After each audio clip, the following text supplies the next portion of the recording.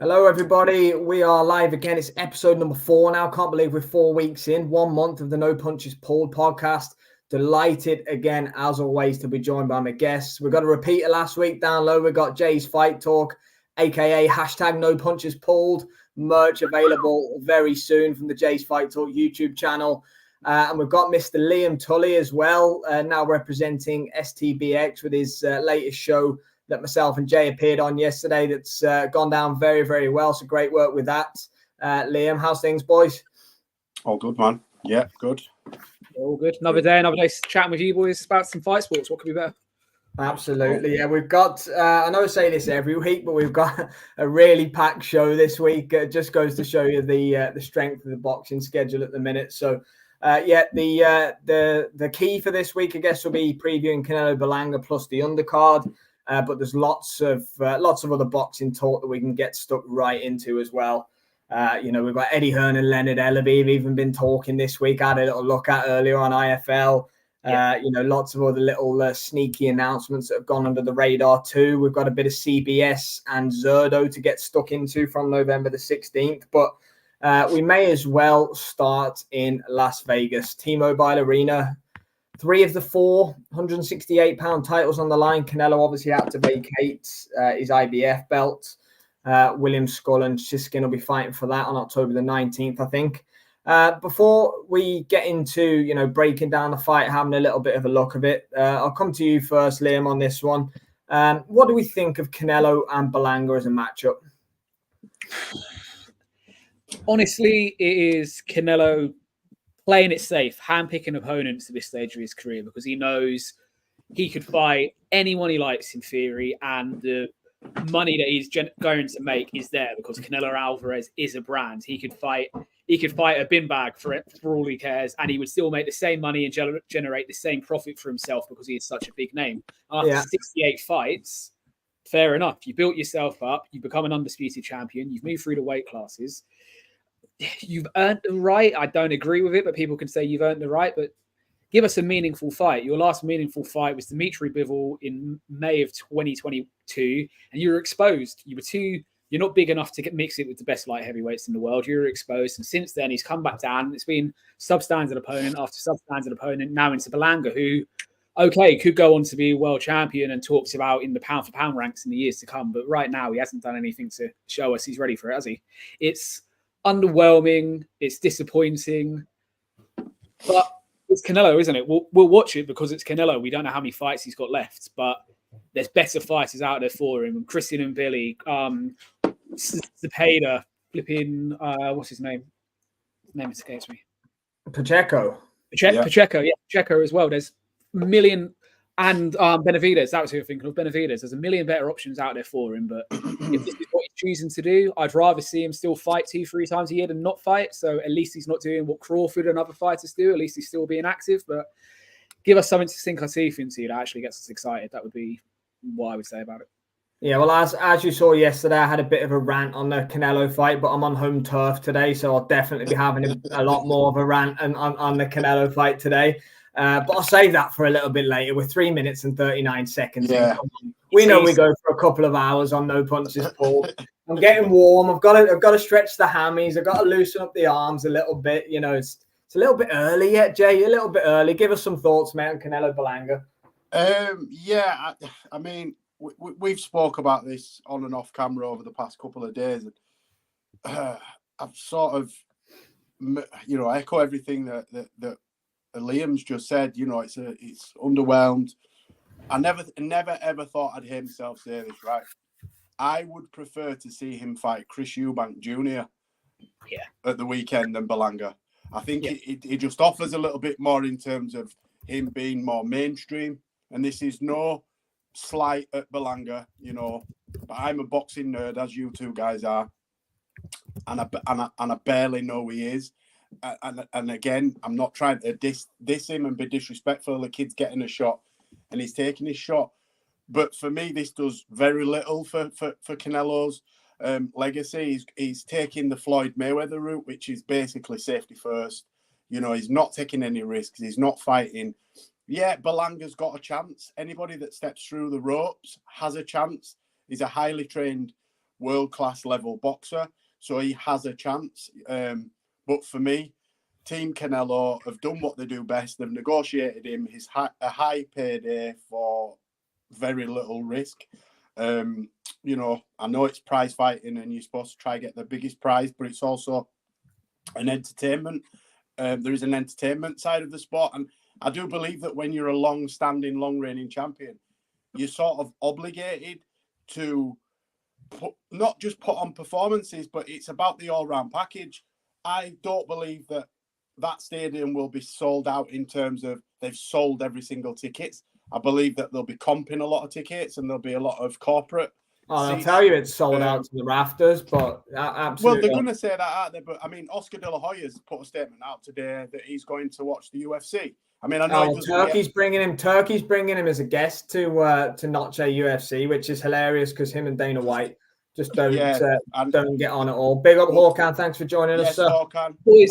Thanks for joining us. Oscar De La Hoya is never going to be happy. He's like the most sourest ex you could find in the world. It doesn't matter what Canelo does. Canelo can move up to heavyweight and beat Usyk, for God's sake. And Oscar De La Hoya would still stand there in his Speedos and have a rant about him. It does not matter what the man does. It's laughable on the one hand, but it's flipping pathetic because how long did he brought him through from a 15-year-old until he was an established world champion? And just because Canelo decided he wanted to try something new because Eddie was dangling the carrot with more money, nothing wrong with that. All chasing money in life. Yeah. He's just acted like a child ever since, isn't he? We'll get some predictions in shortly, Dylan, for the main event. Yeah, just breaking it down. Just 1 second, Dylan. I know that you don't know who either of those are. Is it one of your mates? Is it right now? That's my mate, Dylan. Thanks for tuning in, buddy. Is that the one that met Ben Whittaker in the petrol station? Is that the petrol station, Dylan? Big up, Dylan. He keeps coming back, though, mate. So we're doing something right. He does, mate. Yeah. He's a repeat customer. I'll sign him a t-shirt. Yeah, get him a Jay's Fight Talk t-shirt. But yeah, anyway, Dylan, in answer to your question, sorry, Canelo. Canelo, all that. Right, boys, we've got a couple more on with us now. So I'm going to go into part one of my probably 6 rants about Canelo versus Berlanga. So my issue with it is that he narrowed it down to Chris Eubank Jr. and Edgar Berlanga, and it went to Berlanga. Look, Canelo does everything better than Edgar Berlanga twice over. He could probably beat Edgar Berlanga just with a left hand, to be honest with you. Yeah.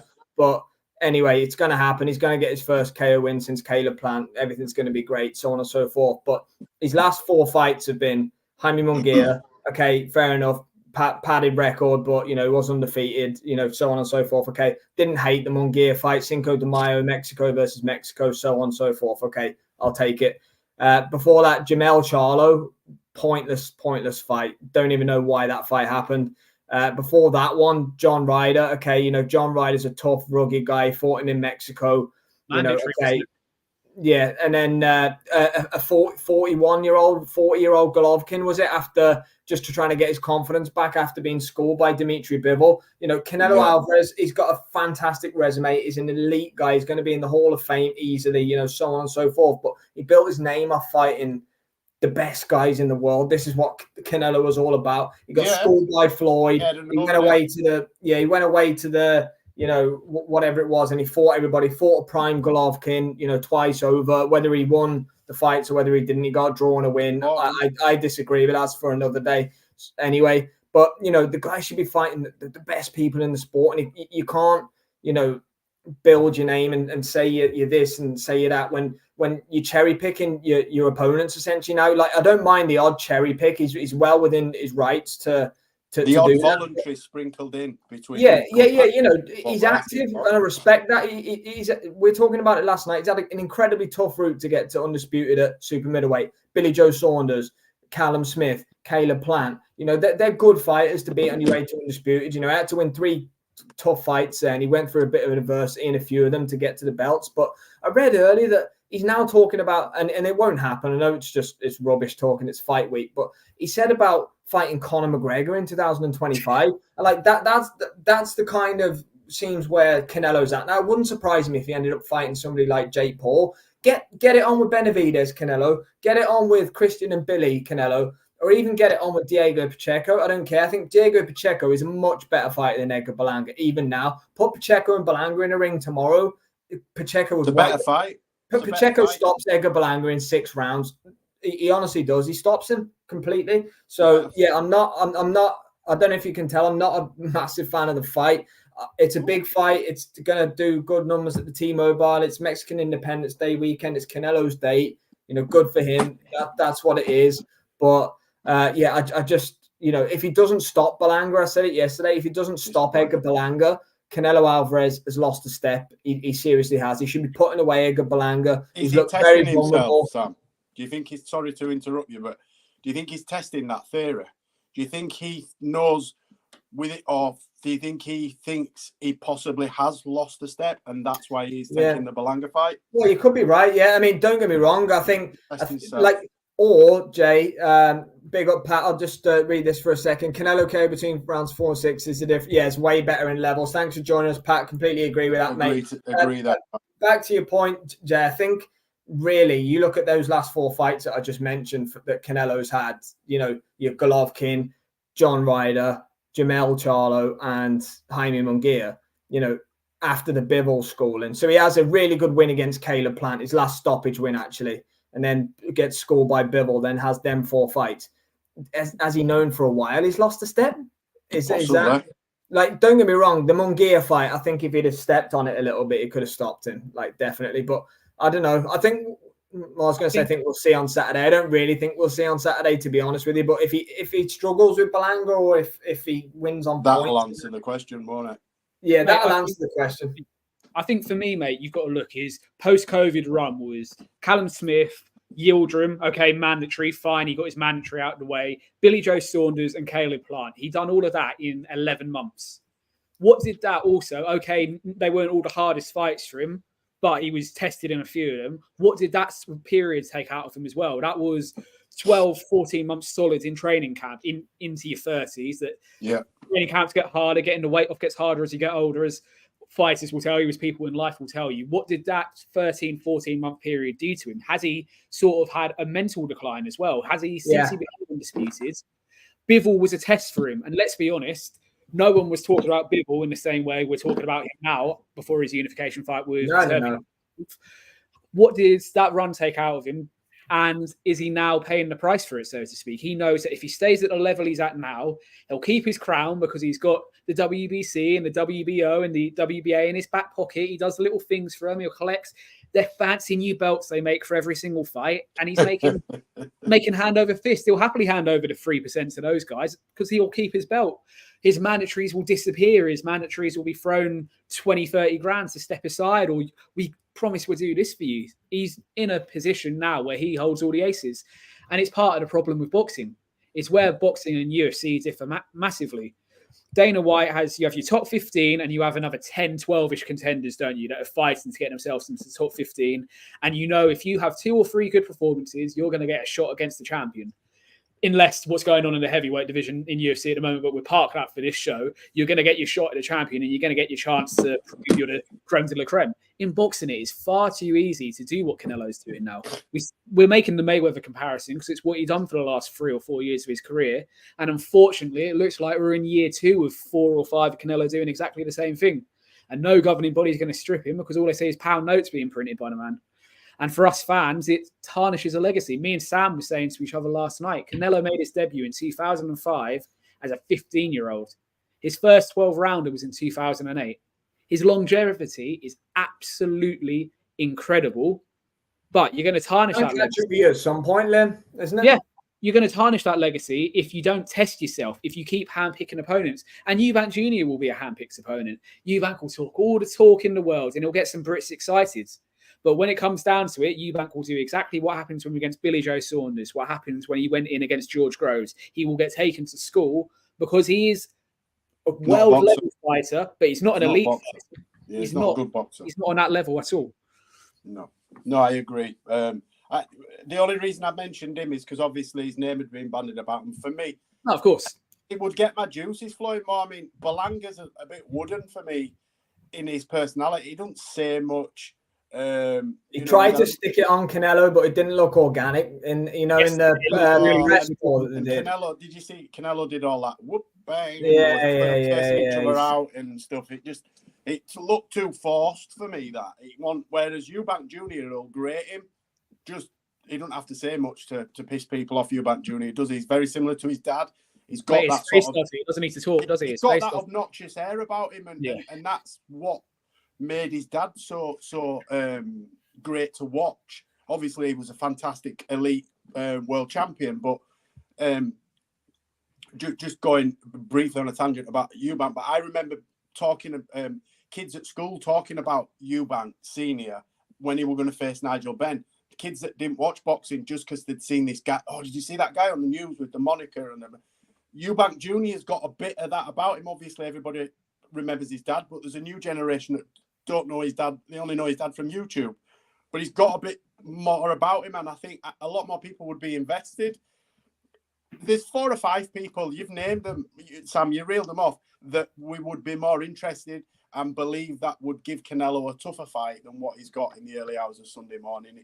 It's you know, I'll watch, but I'm disappointed. Yeah, 100%. We pretty much know what's going to happen, don't we? Yeah.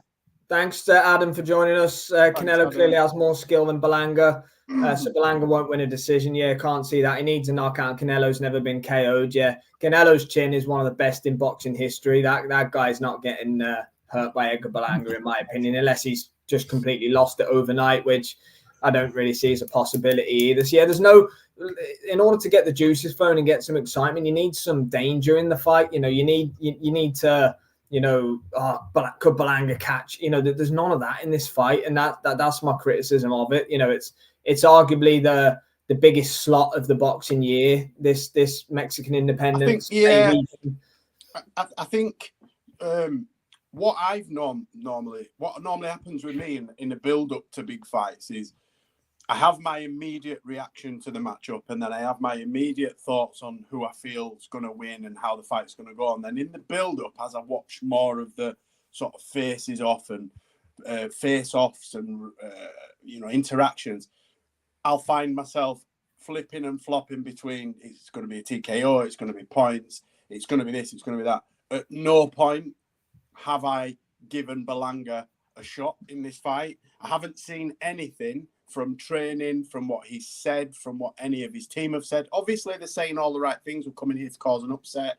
You know, this is the best we've ever felt. And they're saying all the right things. But I've never felt any of it myself as somebody on the outside looking in. And ordinarily, I'll get something from a fighter and I'll think, do you know what? He's in with a shot or she's in with a shot. I've never felt that at all. It'll be just like Berlanga to go and win now. I've said that. But Berlanga in 2. It doesn't, for me, I've got the feeling that Berlanga doesn't really believe he can win this fight. I've seen a couple of times, a couple of things in him a couple of times, and I've thought, you ain't got 100% confidence in yourself that you're going to beat him. I may be miles off with that, but you know, that's just something that I feel that I've seen. The difference so let's go with Munguia in May to Berlanga now. Regardless of the padded record Munguia had, he'd been a world champion. He'd been in close competitive fights. He's had to show a bit of mettle on occasions. Berlanga hasn't even been in a world title eliminator as far as I'm aware. So he's not just stepping up half a level. He's stepping up 2 or 3 levels here. He's stepping up to the top echelon of boxing, of the man that is easily in the top 3 conversation for pound here. It's not a small step, is it? You don't go from defending an NABC title on a small arena show that is heavily stacked in your favor to fighting Canelo and believing you've got a chance. You take it for the payday and you take it for what could happen if you spring the biggest moment of your life. Yeah. But it's not going to happen. I mean, I watched back a few old fights today, and Amir Khan, Danny Garcia back in 2012, very apt because Garcia's on this card. No one gave Garcia a chance at the time. Okay, he was a world champion, but he was heavily, I think he was 8-1 with some of the bookings. Yeah, he was. That belt against Eric Morales, didn't he? And then he went in there against Khan. He was Ring Magazine, pound for pound, #1 at the division at the time, talking about fighting Mayweather and caused a shock of the world. Okay, Garcia was a bit more of a name in America than Berlanga is, but you're talking about that sort of shock in terms of where Canelo's stock is compared to where Berlanga's is. It's a huge jump for me, and it's just... Sam said last night it could be up there with one of the biggest shocks in boxing history if Berlanga wins. I'd have it right up there. Yeah. I've not even looked at odds, and as we always say, you know, bet No, responsibly. it won't be too bad, I don't think. In Berlanga, I reckon it'll be 10-1 for a win. Maybe. Big up Jabbit. Thanks for joining us, mate. Congratulating Liam on the Fight Night Picks show. Yeah, big up Jabs. Big up Liam's Fight Night Picks. Hope you're well, Jabs. Beautiful view earlier, mate, on your picture that I commented on. Live in a beautiful part of the world. So I'll press you then, guys. Let's just, you all know my thoughts on it before we move on to Lara Garcia. 7.5 to 1. Sorry, 7.5 to 1. Yeah, I think Canelo will get rid of him in 6 rounds. I'd be surprised if he doesn't. And I told you I believe he's lost a step if he takes longer than that to get rid of him. This Mexico-Puerto Rico thing, if Canelo's got a bit of spite about him, if he wants to still prove he's a major player, then he's going to get rid of Berlanga in 6 rounds. Simple as that. What do we think? I said it on my show yesterday, and I'll say it again now. Canelo has to get a stoppage in this fight. It's not a case of he can if he wants. He has to prove to us as fight fans he's still the fighter we believe he is. To prove to himself he's still the fighter that he is, and to keep the money rolling, because this arena isn't sold out at the weekend. There's still 3,000-4,000 tickets left from having a look this afternoon. It's not a case of I need a knockout. He needs a knockout. He has to knock him out for a multitude of reasons. And if he doesn't, then when we're talking about it in the aftermath and I watch along on Sunday morning, the question will be, is it time for Canelo to say thank you very much and ride off into the sunset, as opposed to, where does he go from here? So for me, he has to do it in the first 7 rounds. Jay, just before we come to you, mate, got a couple of predictions coming in the chat. So get them in for us, guys. And we're going to go through the undercard as well. So not every fight, because with the boxing news segment, we know everybody loves talking about the news. So we'll do that. But just before we come to Jay's Fight Talk, big up Jam's Boxing Chat. Just been on with Joel at Boxing Media Hub. I tried to comment on the show, Jam, but it wouldn't let me. I know Liam said you had some kind words for us, mate. So really appreciate that. Go subscribe to Jam's Boxing Chat and obviously Boxing Media Hub. I did watch the bit, Jam, where you said he'll get his first stoppage since Caleb Plant on the show, and I completely agree with you, mate. Canelo Alvarez within 8, Jam says. Håkan Johansson's got Canelo winning a YGD, which, again, he's won that pretty much in all of his last few fights, but we'll see what happens there.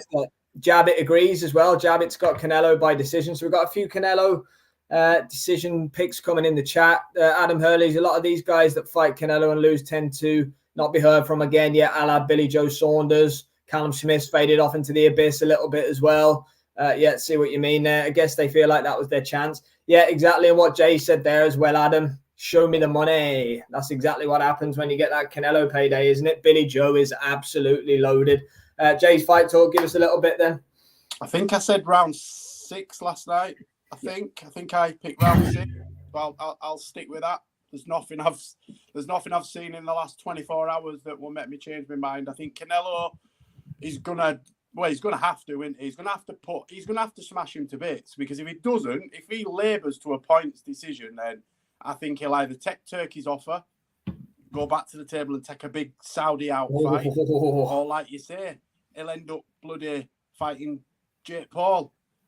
Madison Square Gardens for 8 billion quid or whatever he'll get from YouTube and Misfits and whatnot. But yeah, round 6 for me. I can't believe he mentioned that Conor McGregor fight. I don't even want to talk about it, to be honest. No, let's not give it any. Let's not go into that. But what I will say is I don't believe that he'll spark. I don't believe he'll knock him out. I believe it'll be a culmination of punches. Either the towel will come in or the referee will sort of save Berlanga. I don't think Canelo will sleep him. Yeah, we've not seen Canelo sleep someone for even longer. James Kirkland. Amir Khan. Yeah, you can't count that. I'm not counting that. You can't count that. But yeah.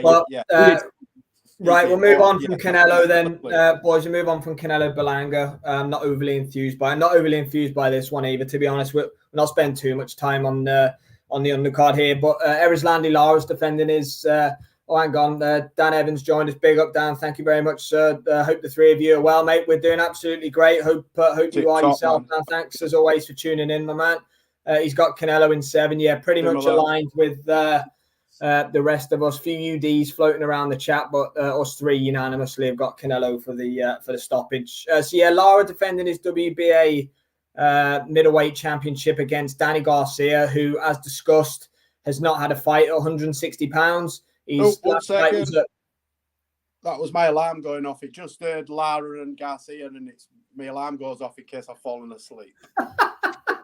Sorry. Yeah, fair enough, Jay. Fair enough. So Garcia last fought against Jose Benavidez Jr. a couple of years ago, 154 pounds, where he couldn't even, he weighed 152 and a half or something. Lara's a 41-year-old guy who last fought against Michael Zarafa, the Aussie. And before that, Gary Spike O'Sullivan. So that's kind of the level he's been fighting at. The fight's been rumored for a while, both incredibly inactive. Danny Garcia's had one fight since 2020. He fought Errol Spence 4 years ago, and he's just fought the Benavidez fight since then. Guys, either of you can take the reins on this. I'm just not enthused by this fight at all. It is the two older statesmen of the card, isn't it, going head to head? Fighting for a bus pass. The fact that Garcia has been more active than Lara in the last 6 years, and he's not fought since 2022, is ludicrous, and also says a lot for Lara. I mean, he's 41 years old. Lara Garcia is 36. I'm not enthused at all. I said when we were talking last night, boys, that I'm picking this as my upset of the night and think we're here around the new, but not because it's going to be a spectacular fight, because it's going to to be a knockout. Yeah, I just think it just stinks of a snooze fest. It stinks of a snooze fest. Neither man's ever been stopped. I just don't see it. It's going to be one of those stalemate kind of fights, isn't it? Where one of them's going to try and nick it. I mean, what's crazy to think that is 7 or 8 years ago, these two were touted as two of the best. I mean, Erislandy Lara's boxing skill set is up there with some of the best I've ever seen. Yeah, 25 years ago when he was in his peak. Do you know what I mean? Yeah. It gave Canelo absolute nightmares, and I think if it, 10 years ago that Canelo fight, and he lost on split decision, didn't he? Yeah, it was a bit of a. It wasn't a split, but he did give him absolute nightmares. The problem is, he's 41. He rarely boxes. He's always been cautious. He's always been a cautious boxer anyway. He's got the traditional Cuban style, hit and don't get hit. He's very slick and a lot of movement. Danny Garcia, for me, he's not a middleweight. He'll never be a middleweight. As you said, he's boxed once at 154. He weighed 152 and a half. I'm pretty sure he had his tracksuit bottoms and trainers on when he weighed in. He is a career 147. It's turned over at 140, I believe, and he worked. Yeah, he was 140 for a long time. Didn't move up to Khan at 140, not Khan out at 140. There you go. Obliterated him. And he he's a comfortable 147. He is. Yeah, I'm bored even talking about it. Yeah, no, I actually don't even want to cover it that much. You just know it's going to be a snooze fest. I picked a winner, but I am going to change my prediction. Right, and I'm going for a board draw. I nearly picked that last night, didn't I? You did. So you nearly go for a board draw. Either Liam's fallen asleep or he's buffering. Nah, you're back. We've got about 9 on so far, guys. So let us know in the comments what you think of Lara versus Garcia. Obviously, the three of us aren't overly enthused by the the jabs that just puts like rankings mean nothing. Yeah, exactly. How does Danny Garcia? I know it's a voluntary and that kind of thing, but how does Danny Garcia get a world title shot 160 pounds when he's never fought at the weight? He's fought once in the last 4 years, and magically he just appears. And he's there. It's WBA. It's WBA, isn't it? WBA. There you go. It's the governing body. He had the best. It's the governing body he had the best relationship with when he was in his heyday. So he's kept it in his back pocket. Again, politics, just as we were talking about. That's not Brian Lara, the cricketer, mate. He said, shut up. Go back to work. Adam's got Lara Garcia's going to have cobwebs on him. Yeah, to be fair, they're both not overly active, Adam, to be fair. But yeah, I know what you mean. Garcia is definitely the more inactive of the two of them. Erislandy Lara's probably going to hobble out to the ring, with a walking stick. He's been he's nearly my age. Behave. Anyway, I don't think I've got the cardio to make it to the ring, let alone box. So yeah. I'm going Lara to nick a 7-5, 8-4-ish kind of boring decision. I think that's what I predicted on Liam's show last night. But I'm gonna. I said it'd be tight, but I think I'm gonna go with the draw. I think I'm teetering on either Lara or a draw. Liam, I think you've gone the other way, haven't you? I'm sticking bold. Yeah, I'm sticking for this to be my upset of the night. A boring fight. We may just about still be awake on the watch along, guys. Bear with us. Promise we'll do our best. Yeah, DJ Pat's got it bang on the money there. Snooze party is this fight something you can't even bear to watch. I'm thinking about it already. Obviously, we're going for the main card watch along, the three of us on Saturday night. We've got to get through this at probably around about 3 a.m. UK time. So that's going to be interesting. Yeah. But anyway, we'll move on to Sweet Hands, Caleb Plant. He's fighting Trevor McCumbee, the undefeated Trevor McCumbee, 28-0, 21 wins by KO. Sweet Hands coming off the back of the David Benavidez defeat last time out. It was around about 18 months ago, so Plant's been out for a while himself, to be honest with you, boys. It was a great fight and a good performance, actually, against Benavidez. Really enjoyed that one. He lost by KO to Canelo Alvarez, obviously, a couple of fights before that. And then sandwiched in the middle was knockout of the year against Anthony Dirrell, where he did the famous dig-in celebration. That was an absolute peach. I think it was a left hook, wasn't it? He absolutely nailed him. So, for me, this is what it is for Caleb Plant. He's probably hanging about for another world title shot, as we discussed yesterday, probably at the IBF championship, which is going to be for between Vladimir Siskin and William Skull in October. I would say Plant would probably fancy a knock at either of those and maybe try and get a Canelo rematch, or maybe fight the likes of Mbili or Pacheco or somebody like that, because Canelo's going to have a lot of mandatories coming. Those belts could fragment quite quickly, I think, at 168 pounds, depending on Canelo's aspirations after Edgar Berlanga as well. But I do like Caleb Plant. He always stands on business. He's always about it. He's never afraid. Someone called him a bomb earlier at the Grand Arrivals, and he invited him up to the stage. I love that about Caleb Plant. I watched him on Carl Froch's show the other day. He comes across great. He's had a tough upbringing, but he just looks like a stand-up guy. You know, him and his wife look like they have a great relationship. She does the I can't even remember, Jordan Plant, isn't it? She does all the presenting and stuff for the PBC, I think. So, I'm a big fan of Caleb Plant, Jay. Me too. Massive fan. I followed his career for a number of years. I remember him sort of hovering around the amateur scene and hearing about him then and expecting and sort of waiting. Him and James DeGale had a run in, remember, at the press conference? Yeah. In fact, I think didn't DeGale stop Dirrell? The other Dirrell won it in very similar fashion. It was fought him with the counter hook, didn't he? He won on. He beat his brother. What was it? Andre Dirrell. See it coming. Take a break during that one. Yeah, you're right, boys. Yeah. Lara UD masterclass for Jam's boxing chat. Yes. Caleb Plant. I mean, I rate him. Like you say, he's had a tough upbringing. He's about that life. You know, he's ghetto. He'll get down and dirty, but his boxing skills are underappreciated, I think. He's an absolutely fantastic skill set. You know, he's very slick, fast hands, hits pretty hard, can take a good shot. I know Canelo stopped him, but, you know, it was... That's fatigue as much as anything, wasn't it? He was exhausted, wasn't he? And,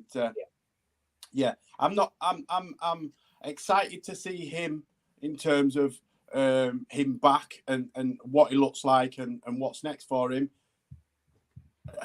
I know his opponent on paper is 28-0, but I think he's only boxed in 10 rounders up to now. Isn't this his first 12 rounder? First 12 rounder, yeah. He's fought nobody. Trevor McCumbee, he's got a good record on the eye, hasn't he? But he's fought no one. No one on that record that hasn't lost any less than 10 fights. Really, he's boxed a lot of journeymen and prospects and whatnot, so I don't expect it to be a tough night's work for Caleb Plant, really. But I am excited to see what type of performance he puts on and what he says on the microphone after. Just coming to you now, Liam. Sorry, mate, just catch up with a couple of the comments. We've got Adam saying, hey, Jams, saying back from Jam's Boxing Chat, jab it. Big up Jam's Boxing Chat, getting plenty of love here. Adam Early, I think Caleb versus McCumbee could be the best fight on the card. What do you say about that, Liam? It will be the best fight. Much, to be fair. It'll be the best fight on the cards because I think Plant is going to put on the most devastating performance. If we're being really honest about Caleb Plant, when he lost against Canelo and when he lost against Benavidez, which was one of my fights of the year for 2022, he was massively competitive and in both fights. He wasn't beating Canelo. He was very close to scorecards. I think it was 1 round in it on each of the 3 scorecards. You could argue that either way. And in this new phase of 168, so let's talk about the post-Canelo era, because I think we're all ready to see new champions come through. Okay, you got Diego Pacheco. Okay, Benavidez may come back down. Okay, Berlanga could come again after this weekend, assuming he's going to lose, like we all believe he will. Caleb Plant is going to be the established name there. I think he will pick up the IBF belt against either of the 2 fighters who win that next month. I don't see that being particularly too much of an issue for him. And by that point, he could be IBF champion with the opportunity to fight for either the WBO or WBC when it's vacant. He is a very talented fighter. I'm glad he's not taken a move up to 175 and decided to chase it there. Not big enough. I'm glad he stayed down at 168, and I'm excited. The next 18, 24 months for him could make his career. He's very underrated. He's very underappreciated. Us 3 boxing nerds, we love him because we love his talk on the mic. We love his style. And even in his defeats, everything he said he was going to do in the Canelo and Benavidez fights, he done. Okay, he fell short, but we're talking about falling short up there. It's not like he's fallen short to substandard opponents like we could talk about Chris Eubank Jr. and others doing. He's fell short at that very top level. For me, he's a future 2-time champion at 168, a possible unified 168 champion. I think in the future we could see him and Pacheco trying to unify all the belts in the next two and a half years. We could be sat here this time next year talking about that exact fight for all the man. Absolutely. And Caleb Plant would be more than deserving of it to mix it in that 168 division. He was the least known name of all the champions. We know his background story. We know he had to fight tooth and nail just to get recognition on cards, let alone get his name up in lights with Canelo. And those 2 fights, Canelo and Berlanga, with the Durrell KO mixed in between, have propelled him onto a new level. I think he'll come through Macumbi quite comfortably on Saturday night, and he'll know what he's doing. He'll probably call out Canelo for the rematch because he's got with all the Mexicans in there, but he probably already knows he's on that IBF path. February, March time next year, we'll see him going for the IBF belt, I believe. Yeah, I think so. I think that's a fair point, Liam. I'll come to yourself, Jay, in a second for your prediction on Caleb Plant versus Trevor Macumbi. We've got Luca's joined us. Big up, Luca. Thank you very much, mate. Totally agree. RE Plant, super talented, and things will really open up before long. Yeah, definitely. I do love Caleb Plant, and he's a genuine stand-up guy as well. Big up Jams Boxing Chat says, Adam said Caleb's never boring. He is good for boxing. Yeah, you need good characters like that, and he's actually refreshing with his attitude. If you want to say something to him, you better be prepared that he's gonna throw fists on deck. He's not one of those guys that's gonna just back up. Pat said Pacheco is 1-2 fights from a title fight. Caleb Pacheco might be a good match. I love that fight. That is a cracking match of Diego Pacheco and Caleb Plant. Jay, Pat's got Plant winning a UD. I personally think Caleb Plant is going to show levels on Trevor Macumbi. I think he could blow him out in 5 or 6 rounds here. What do you think? I totally forgot what I said last night. I think he'll stop him. You said in 4 rounds last night. Yeah, I think early. Yeah, I'll stick with 4 or 5. So he's got Macumbi winning a UD. Yeah, schooling him 12-0 probably now. No, yeah, fourth round KO. I think Plant's just going to put it on him from the opening bell. I think, and I just don't think that that Macumbi's going to be able to keep him off him. So yeah. Easy night's work for Caleb Plant. Excited. Yeah, Plant's contract with PBC as well is on a fight-by-fight basis. So we'll have no problem hopping over to Matchroom, hopping over to Golden Boy, doing whatever he needs to do to get the belts. He's kept himself on a fight-by-fight contract for a while now. That's all he's been offered, or he's chosen to do that to remain some control. And I don't think PBC have got the money to offer anything other than pay-as-you-go, mate. Oh, there you go, mate. So he's going to be in a very good position, isn't he? If he can bounce over to another network without being tied up in obligations with another organisation, it's really going to help him pick up these belts. I like that about him as well, though. Not many fighters have got the balls to do that. To back themselves, not to sign multiple fight deals. He's confident in his own ability to get where he's come through all sorts in his life, hasn't he, Jay? Yeah, if you know anything about his personal life, the fact that he puts one foot in front of the other and just fucking goes outside is a miracle, because he's had it tough. So you know, God love him. I'm excited to see him back, and I expect this to be the bounce back fight that he needs to put him back in everybody's sort of at the forefront of everybody's minds. A lot of people have forgotten about him, and a lot of people have slept on Caleb Plant. And, you know, he deserves his flowers. So yeah, I'm excited to see him get his fourth. Yeah. Just touching on what Pat said here, the last fight of Canelo's PBC deal, a 3 fight. Yeah, Canelo does that thing, doesn't he, where he gets the upfront guarantee for his fights or whatever it is. That was a sticking point. He'll work with whoever gives him the best offer. Essentially, Canelo, if he had to pick of anyone, I'm sure he'd work with his mate Eddie. You know, they're very good pals, him and Hearn. But yeah, we'll see where Canelo goes after this, because Eddie and DAZN aren't just going to randomly pay him all this money to fight Edgar Berlanga and Jaime Munguia. I don't think in his next few fights, if he's going to want to work with those kind of guys, they're going to want to see him in real fights. So yeah, go on, Liam. I'm sure Eddie done an interview around the time this deal was signed, and he said Canelo's agenda of fights he wants to see on this deal doesn't marry up with what I'd like to see him do and what DAZN would like to see him do. And I think that was okay. PBC offered more money in the end, but I also think Eddie ended up taking a step back once he saw the agenda on a different level. But he done similar with Eubank Jr. when he wanted to Eubank in big fights, and Eubank said, "Oh no, I want to fight the number 3 Polish spinman out in Saudi." And Eddie doesn't need Canelo right now with the Riyadh season stuff going on and all that. He doesn't. It's not important to him at the minute. And he's out there as Edgar Berlanga's biggest cheerleader this week. He done an interview last night saying Canelo's age has to catch up with him at some point. You know, he's doing his perfect salesman pitch. He doesn't need it. DAZN don't need him, and Eddie knows realistically he'd have to take Canelo over to Saudi. Canelo doesn't want to go over to Saudi, so I think PBC will pick him up again. But Canelo can do what he wants, as we said, boys. We don't need to go over it again. Canelo does what he wants, and he dictates to the broadcasters at this point, as we've seen with this deal. Because if PBC had anything about them, they would have stepped in possibly after the Munguia fight and said, whatever you do for Mexican independence needs to get the juices flowing. It needs to be a competitive fight, but instead we got another layup. Yeah, don't want to touch too much on Rolly and Stephen Fulton. I think we'll go into the boxing news. Rolly fighting Manuel James. Never been in anything more than an 8-rounder, Liam, as you said yesterday. So this is a layup for Rolly. He's going to get probably a quick enough knockout, I would say. He's had a bit of a torrid time. You know, he got knocked out by Pitbull Cruz earlier in the year for that WBA belt, which now belongs to Jose Valenzuela. He had the stoppage that wasn't the stoppage against Ismael Barroso before that, and then Tank laid him out. So yeah, Rolly's trying to get a bit of confidence back, I would say, unless any of you boys have got anything to say on that fight. No, mate, we've covered the best fight.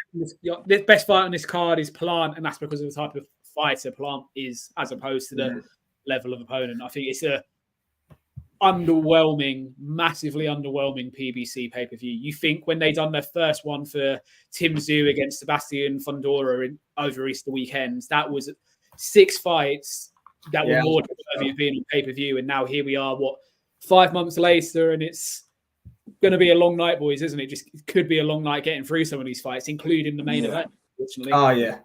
You know, but we are where we are. We've got, I say it again, I'd rather see Canelo in the ring a couple of times a year than sitting out and not doing anything. Absolutely. Yeah, you know, we're nitpicking a little bit, I think, but at the same time, you know, ultimately we're in an era where we're getting Fury versus Usyk with a stacked undercard. And I know these are Riyadh season events, but that's the market at the moment. That's what's happening. We're getting Beterbiev Bivol. We had Crawford Madrimov with a stacked undercard. You know, we're getting blessed as boxing fans. For donkey's years, we've sat here and we've asked for the best to be fighting the best. You know, we're finally getting it now, and ultimately we're probably a little bit guilty of being ungrateful, I guess, because this card would have probably been classed as, you know, a fantastic card maybe 2 or 3 years ago, in an era where AJ and Wilder were, you know, negotiating for the likes of 2 or 3 years without getting in the ring together.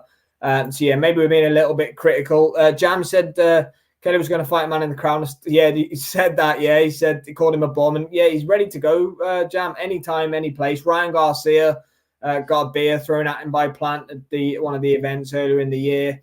We've seen him do multiple things. He tried to left hook Canelo, didn't he, at their face off when they first went to fight. Yeah, love Caleb Plant. Yeah, I think Canelo showed a good reaction time there, though, didn't he? He did, yeah. He really did. Back. Just one more point on, obviously, the level of this card this weekend. Yeah, maybe we are being a bit ungrateful because we are getting spoiled with what we're seeing in Saudi. these days. But to make a comparison, Inoue and Canelo are the two marquee names we know that have said no to Turkey. Who said, we want to stay. You either pay me this amount of money or I'm going to stay doing Tank as well. Tank as well. But to my point, look at the undercards we saw for Inoue and TJ Dehenny the other week. That was a high-level undercard full of really competitive fights that more possibly over-delivered on the night. But even on paper, you could say that was a good card. Yeah. Can't say the same for this card. So when you compare the two marquee names, okay, Tank's in there that are turning down Saudi money. The card in Tokyo at the start of this month, well, last week, still delivered, was still a good card to watch. This one, you wouldn't, if we were getting this on a regular DAZN, I think we'd be more happy for us over here. But there's levels to it. If you want to stay in your own lane, Canelo, you should still be able to, PBC still needs to deliver a card. For me, that's my personal opinion on it. Yeah, 100%. So yeah, I guess Stephen Fulton's fighting on these headlining the prelim kind of show of it as well. So again, just a more of a tick over fight for Fulton. He's up at 126 now. I'd imagine he'll be looking for an Angelo Leo rematch at some point. Jam said he's slapped up one of the Charlo twins. He did, yeah. Canelo's beat the UFC this week. Yep, 75% off their tickets. He'll do the same with Turkey and the rest. Canelo's still the face of boxing. He is at the minute, Jam. Yeah, I would agree with that. And you're not going to beat Canelo Alvarez on a Mexican Independence Day weekend. There's no bigger star in Mexican sport than Saul Canelo Alvarez. So yeah, do well in Las Vegas on Independence Day weekend to go up against Canelo. So good luck to the UFC doing that. But yeah, we'll move on to we'll leave the Canelo card there for now. We've got a good 45 minutes on that. We've got 7 of you with us in the chat, guys. So let us know any topics that you want us to bring up about the news in the sport right now. Obviously, I'm going to start with the announcement last night from Turkey Al Sheikh boxer Golden Boy Riyadh season. We're going to be getting Zurdo Ramirez and Chris Billum Smith. It's a WBA and WBO cruiserweight unification headline in this Golden Boy Riyadh season Latino card, whatever it's called. I don't know what it's called, but it's something like that. And then on the undercard, you've got Arnold Barboza against Jose Ramirez. You have William Zepeda against Tevin Farmer. A couple of other fights. I told you they dragged Tevin Farmer out or somewhere. Yeah, you did say that. Yeah. So yeah, I'll just read a couple of comments, boys, and I'll come to you. I've caught Kenny a couple of times. Very cool. Happy birthdays, Caleb. Is it meant to be? I think so. Yeah, I think. Yeah. A couple of lives. Sorry, Caleb. He meant love to get him on Boxing Media Hub. Let's get Caleb Plant on Boxing Media Hub. So boys, Golden Boy Latino Riyadh season card, November the 16th in Riyadh. Turkey said it's going to be free to air, I think, this one. So I guess start with the main event, isn't it? Zurdo against Billum Smith. Winner's probably going to have some bargaining chips for a Jaya Pataya fight with 2 belts. Yep, that's the whole reason that McGuigan and Ben Shalom have taken CBS down this route. It's realistically, you want to go into the fight against the number 1 in the division, which Opataya is, with as much on your side as possible. So having the WBO belt and picking up the WBA belt, I think it is in this fight, is the best bargaining chip you're going to have. It's, we want to see, we're getting a unification fight. Let's not grumble. It's a unification fight at 200 pounds. We're going to hopefully see the division come together again. For me, it's to decide who's second best in the division. Opataya beats both these men. But I said to you boys last night, I'm firmly of the opinion this will be another McGuigan CBS masterclass, similar to what we've seen recently there. Partnership just works, doesn't it? They're able to come with something different. Shane McGuigan just gets it, doesn't he? Like his relationship with his fight, forget about the back stuff with Barry and all that, but him and his relationship with his fighters. You look what he did for Carl Frampton, you look what he did for Josh Taylor, you look what he's done for Chris Billum Smith. It's incredible, Lim. Yeah, it is, and that's my point. He seems to be capable of adapting his fighters to a completely different style to do what's required for them to get a result. And I fully expect it to be done again against Zurdo on this card. Okay, again, it's happening in Saudi, and I saw a lot of comments on social media last night saying, "Did we really need Saudi money to make this fight?" Okay, I can completely understand where you're coming from, but the way you won't sell out, you're not selling anywhere out. You're not selling out. Do you know why this fight's been made? Because both of them fancy it as an easy way to pick up a second belt. None of them were clamoring for a Jaya Pataya fight. but they saw each other as an easier way to pick up a second belt. And then if they're going to take a Jaya Pattaya fight, then they're going to get weighed in for it. I'm going to get coined in for a Jaya Pattaya fight. And more to the point, Golden Boy, we're not going to allow Zerdo to come to the UK. Billum Smith has said since Masternak last year that he will go over to America to fight Zerdo. Absolutely no trouble. And I believe that as well. Billum Smith has no qualms about where he fights. I do believe he would have gone on to America, but it's Golden Boy that has said, no, we'll push this towards Saudi. Turkey's showing him a pound note. Okay, it's not the sexiest main event we've had from Riyadh season, and the fact it's not pay-per-view, we've had a whinge about pay-per-view fights, talking about Canelo. Let's be glad this fight is going to be on your regular DAZN, Sky, etc. Has to be. So yeah, the guys have confirmed in the comments. I think boys that Hawkan said it's going to be free globally.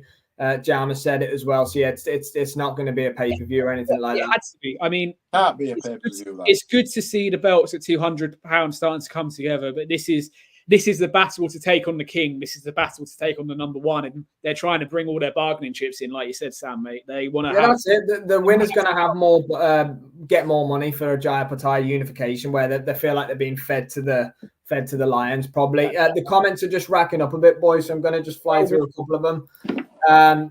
Jam, we'll get on to Zepeda and Farmer in a second, and he said it's free. Oscar Collazo and Edward Hernandez was another one that I didn't remember yet. Ramirez Barboza, we'll get into that one. Oscar Duarte and Kenneth Sims Jr. is another one, absolutely. Zerdo versus CBS. Jam's got Zerdo by KO, but he's praying he's wrong.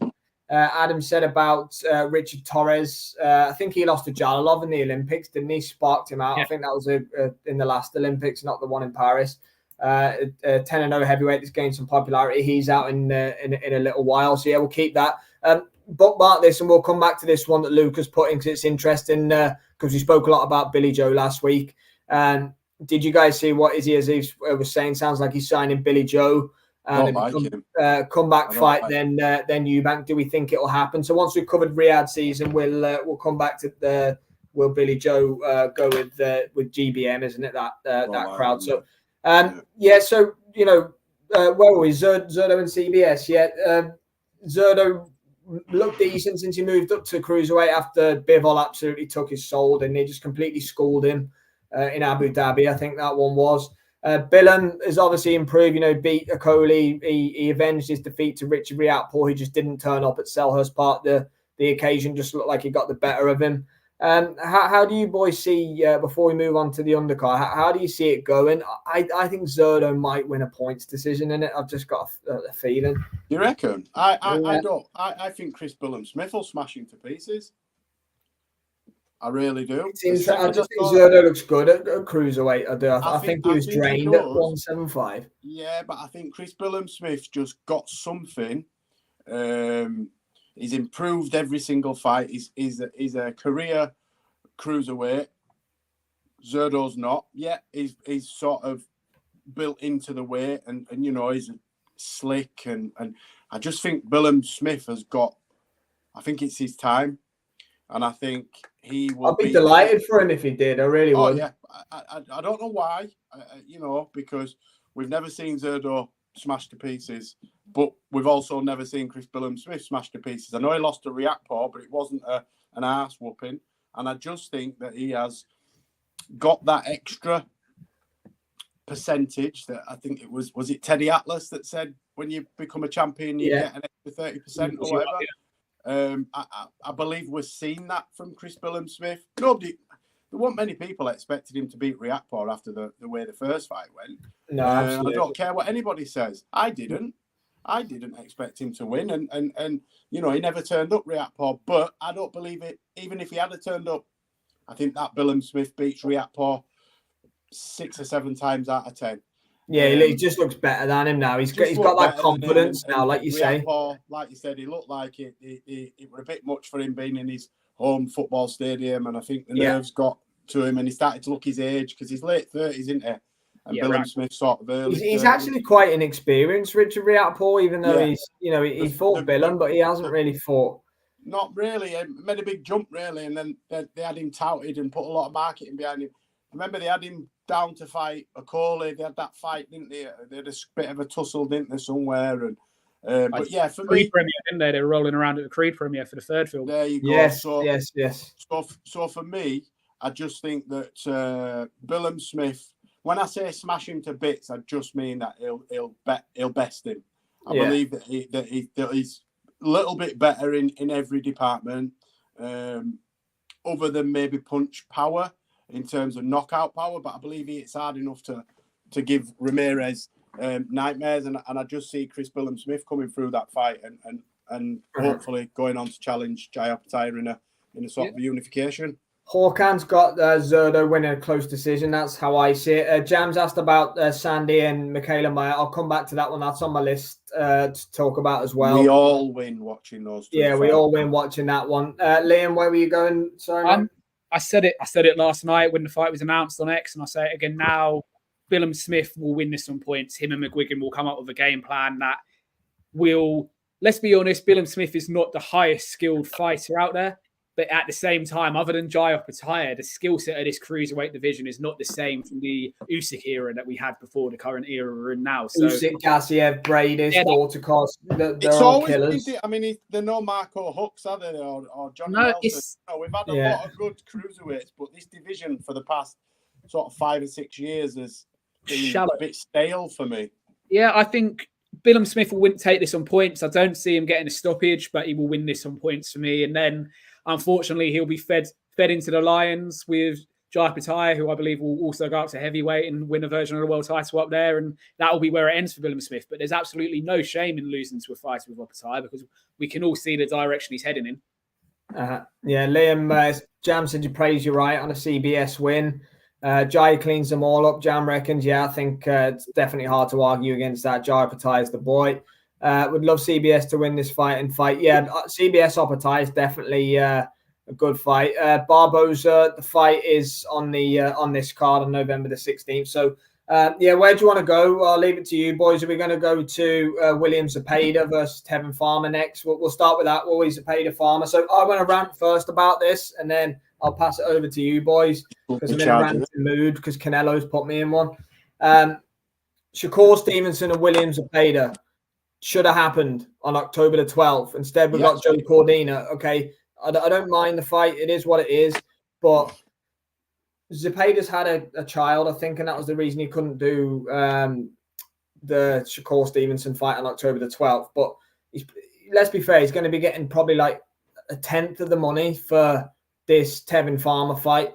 It's only a month later. Like, I get it if it was 6 months or something like that, but William Zepeda should have been fighting Shakur Stevenson for the WBC title on as the headliner of the undercard of the Better Be Ed Bibble. I know they're doing two separate shows, but why is it not Shakur Stevenson versus Zepeda? Why is it Tevin Farmer, who went life and death with was it John O'Carroll all them years ago? Yeah, John O'Carroll. Yeah, one of the first match in USA cards. Yeah, why Tevin Farmer? I actually would have preferred Cambosis, I think. Well, just wheeling out if the easiest, cheapest option, I believe. Well, they'll dine out on. He's a former world champion. He was the IBF champion, I believe, was it? At some stage. 2 defenses and lost it. Yeah, it's super feather though, wasn't it? Yeah. I know that. But I'm saying they're going to use the fact that he's a former world champion and blah, blah, blah. And it's shit. Absolute dog shit. Nobody wants to see this fight. No disrespect to Tevin Farmer. He's on his day or in his day, because I believe that's long gone. He was very, very good. He's not that guy anymore. And I believe that Zepeda will just walk straight through him. Yeah, mate, I think not the fight we wanted to see. Jams asked about the rugby top lane. Yes, mate. Rugby's my first love. So before I got into the fight sports, rugby was a sport I played when I was a kid over football. So yeah, big fan of both union and league, mate. But yeah, back to this fight. I think I said it when we done our initial reaction. Yes, Jams, I was all over that at the weekend. Looking forward to New Zealand on Saturday as well. What was I saying? When we done our initial reaction when this card was first rumoured a couple of weeks ago now, I said at the time, and you boys both agreed with me, that You don't hear Zapata speak a lot. Of course, he's with Golden Boy, so Oscar is his little puppet. And Clapback Thursdays, mate. He doesn't need to talk. Oscar's got the six-pack out, mate. Six-pack out and he's underpants talking for him. Don't worry about that. Who needs to talk when you got Oscar? So on the subjects of, he's ended up fighting Tevin Farmer, who they're currently, getting him out of his wheelchair and teaching him how to walk and move his arms to throw punches again, for God's sake. We shouldn't be seeing Farmer in the ring. But Oscar's dictated this fight. Oscar's moved him away from Shakur for whatever reason. He doesn't want him near Shakur, which is he's number one with all the governing bodies. The other thing is the governing bodies should be saying, if you're not fighting Shakur Stevenson, you're losing your number one ranking. He shouldn't be allowed to keep his ranking because he's chosen not to take this fight. So they brought him in with another handpicked opponent so he can look in front of the Saudis, so it will possibly generate more money for him. But what's he going to gain from beating Tevin Farmer, who hasn't fought since, I want to say, 2021? He was rumoured to have a comeback last year, and I don't think that happened in the end. What's he going to gain from doing this?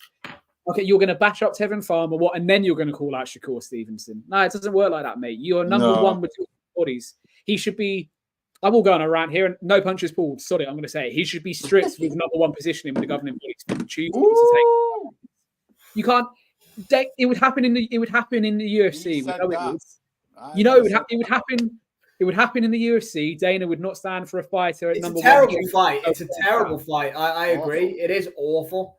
You shouldn't be allowed to sit on your position. If you've chosen not to fight in October, but you fight next year, absolutely fine. Why Riyadh season allowing him to do it, Liam? Why is Riyadh season the people who are putting on the best fights in the sport? Why? And yes, it's a free-to-air one, so okay, the budget's probably not as big for it. Why are they allowing that fight to happen? I don't get it. It's nothing. Sorry, Liam, I didn't mean to cut you. I wouldn't be surprised if Turkey likes Tevin Farmer and rates him from past. I reckon you've sorted that fight, Jay's Fight Talk with you've got shares in Hank Lundy. I didn't want to take the credit. Hank Lundy now it's Tevin Farmer. Tevin Farmer around, trying to get him fights, but I didn't want to. Tevin Farmer fought Billy Dib, was it, on one of the Amir Khan weird fights that he had out in Saudi back in 2018, 2019. I'm almost certain Farmer's fought out there before, and I'm sure it was against Billy Dib. God knows what they were fighting for. They both passed. But look, I know I'm going strong, boys, but I stand by it. If you're going a month after you should be fighting, that's the issue. Lose your ranking. He wasn't ready to fight Shakur, but he's ready to fight Tevin. It's a quack for me. That's a quack. Lose your ranking. Absolutely should be losing his ranking and forced to build it up again. You don't then get to jump back into a shot when you don't get these chances. This is Riyadh season. This is the pinnacle of the sport right now in the sense of financial gain for William Zapata. This is life-changing opportunities. He was clearly offered the Shakur Stevenson fight, didn't want to take it, used this as an excuse. How many fighters have had, you see him like guys sacrificed the birth of his son or his daughter for this camp. I'm not saying they have to do that. They're human beings at the end of the day, but how much do you want it, William Zapata? That's what I'm saying. That is a huge card. Artur Beterbiev, Dimitri Bivol, undisputed light heavyweight championship. Huge card, and it's not been done. But then you go and fight the month later against somebody that you're going to destroy. Before I carry on ranting, I'm just going to do a few more comments. Well, that's why we are called No Punches Pulled. On that subject, Jam's asked. Jay's having none of that. He said, "Love the TJ. Where can I buy one?" Where's ours? Maybe a few freebies to send out. I'll get some printed, mate. I'll inbox you. Good stuff. Billy Dib is a legend, absolutely. On Billy at all. That was just more saying. No. And listen, in his day, in the late 70s, he was a fantastic fighter. That was him. That one was him. Guy at the bottom. I'm joking, man. Billy was a world champion at one stage, was he not? Yeah. Two-weight world champion. Didn't he fight? He's fought one of the Brits, hasn't he, over here? Didn't he fight Amir Khan? No. They fought Khan in like Dubai or something. Khan. Yeah, it was one of those weird fights that Khan was having when he didn't get Mayweather and he was looking for money, essentially. I knew he'd fought somebody, and Billy's got his own legacy, but, we're just saying that Zapata this stinks for him. It's not a good look. Doesn't matter what you say. This is not a good look. For me, it would have looked better for him to just not fight at all and then wait for the winner of, or maybe negotiate the winner of Codina and Shakur, and then have this. This would have been maybe a tick over. No, no disrespect, Tevin. The Farmer fans might come for me for saying that, but for it just to be a fight on Riyadh season, there's nothing. It doesn't do anything for Zepeda. What does it do? He goes out there, labours to a points decision. Everyone's going to be mourning. He goes out there and blasts straight through him. He's expected to do that anyway. It does absolutely nothing for him. I hope he's getting a stupid amount of money for it. He's probably getting paid better than his last few fights. But yeah, I think we should probably move this one on because we're ranting about Zepeda, the three of us, and we are rightfully doing so. But we'll try and get some. Him a coward, basically. But we're calling him a quack. We completely agree on. On Billy Dib. Jan has been through a lot with the cancer, so big up Billy. Big up Billy Dib. Hawkan said Lester Martinez versus Joseph James on Pro Box tonight. Big fan of Lester Martinez. I think he gets that one done. Jam, it will be on YouTube. I'll be trying to be catching that one up in the morning. I will. We can talk about Arnold Barboza and Jose Ramirez. I'm not too overly keen on talking about it. Barboza robbed Sean McComb last time out. Absolute robbery, in my opinion. And Jose Ramirez, he hasn't the same really since the Josh Taylor undisputed run. Go on, Liam. I'll just say, we're reeling through this card. Why is this card in Saudi when it's not a big card at all? When you see this in the Mandalay Bay or the Virgin Hotel or something like that in Vegas, and it would do better numbers, much better numbers, and could still be free to air. I don't understand why this card has gone to Saudi. Everything they've done so far has been absolutely fantastic, and you can't fault Turkey in them at all. But this just doesn't feel right. It feels like Oscar's thrown his toys out because it's just the Golden Boy show. Okay, you've got Shalom on CoPro for the main event, but it's just the Golden Boy show. Why is Oscar getting a show to himself, first of all, when it's all being everyone mucking in together? He's running around like Turkey's lapdog at the minute. Oscar is sitting with him at the UFC this week and all that. He's just trying to get himself in. So he's, that's all it is. If it wasn't frowned upon in his country, I would accuse an Oscar of doing a few other things. But we'll move away from that area. There's a few grey areas we could go into here, boys. It just doesn't. It's the most disappointed I've been by anything I've seen the Saudis do. Absolutely. Yeah. This card landing in Vegas, and I'd stay awake at 3 o'clock in the morning to watch it. Saudi, of course, I'll watch it, but it's a bit like, why is it there? Because you're not telling me you're going to get more fans there. The 5v5 card was 40% full, I think, that Kingdom Arena. This card will be even less full than that. There'll be absolutely nobody there. Hype in that crowd noise like you would. Our France will have a field day. He's already started. He's just lining himself up for tomorrow. Yeah, absolutely. But we'll come back now then. That's probably enough on that Riyadh season card. It's not that eventful to talk for it for too long. Luca asked earlier, big up Luca, a long-time subscriber, mate. Comments and likes, everything, so do appreciate you, mate.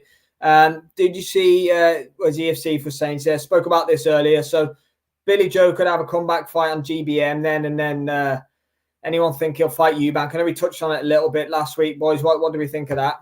He needs to fight the scales before he does anything. Billy looked absolutely huge the last time I saw him. I still think he beats Chris Eubank Jr. 10 out of 10 times. He's just better than him. He's naturally gifted. Billy Joe Saunders, he's probably one of the slickest southpaw boxers of his generation. He's absolutely fantastic. I think he could have been a great if he'd maybe knuckled down a little bit more. And I watched him win the European title. I've only seen him box live once. I watched him win the Italian title. I think the kid was called Blandamura, unbeaten Italian. It was Tyson Fury was supposed to fight Chisora too, I think it was, and then it was Alexander Ustinov, wasn't it? And then it got pulled. I'll tell you another time. I've got a story about Eubank Jr. and his dad at that show. I nearly got I'd say fought Chris Eubank Jr., but I'd have got whooped. But yeah, I nearly got a good hiding from the Eubank clan.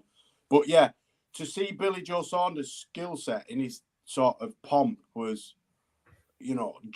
jaw dropping. He's so skillful, and I just think he'll if they probably will wheel them both out to fight again, because it'll sell. They could sell out the O2 Arena to Eubank, Billy Joe Saunders too. you know, it's a big fight still. And neither of them have done anything of great shakes in the last couple of years, really. I'm not keen on Izzy Asif, if I'm honest. He's the big dude, isn't he? That's GBM. Something about him for me. I'm not. Adam Smith's in that too. They are, but I've got an MTK Global vibe about them, and I don't know why.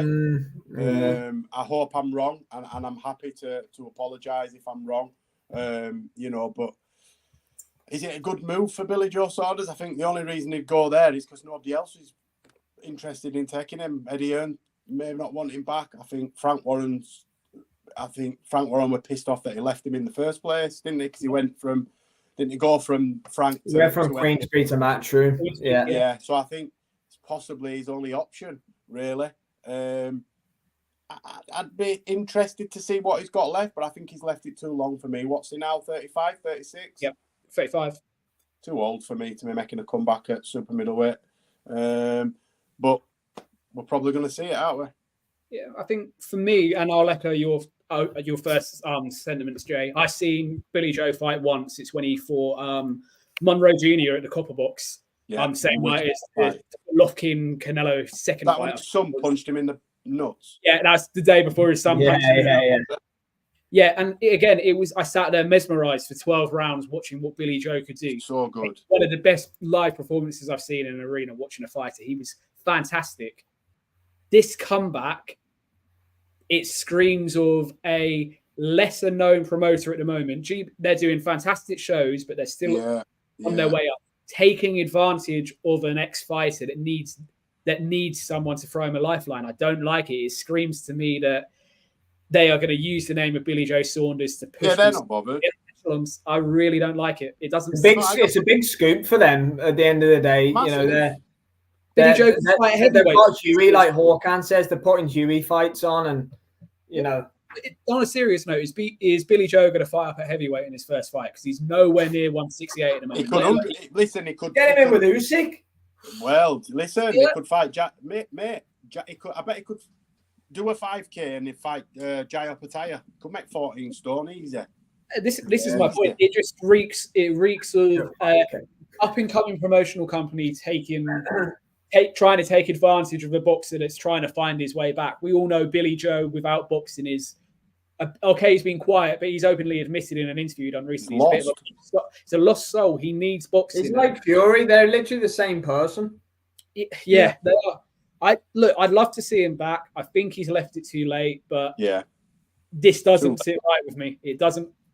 I'm not saying he has a God-given right to be fighting straight back on Matchroom and Queensbury cards, but something about this isn't sitting right with me. I'd say Ben Shalom will be sniffing around Billy Joe as well. They have a relationship. Billy Joe Saunders has earned the right to do a proper comeback, right? On a decent level promoter show. No disrespect to GBM, because they are doing some good things at the small to medium level. They've made some big signings in terms of production, and the shows are meant to be really good. I've not been to one, but for me, as you guys have said, it feels like they're dragging a name out of the doldrums, and they're going to stick him in a ring. Not for him, for them. Now, I know promoters work for themselves, but for me, somebody should be stepping in. Look at this. Billy Joe Saunders couldn't look further from an athlete if he tried. He is not overweight. He is morbidly obese. He is fat. His belly is hanging over his pants. He's sweating walking up the stairs. He would need 6 months to get to anywhere near the level of he used to be. And I just believe that he's too far down the road. He's too old to make a proper run at 168. And I don't want to see Billy Joe Saunders. If Billy Joe Saunders is not challenging the very best, right, then I don't want to see him. Mm-hmm. I don't want to see Billy Joe Saunders get beat by somebody that couldn't have laced his boots 3 or 4 years ago. And that's what'll end up happening.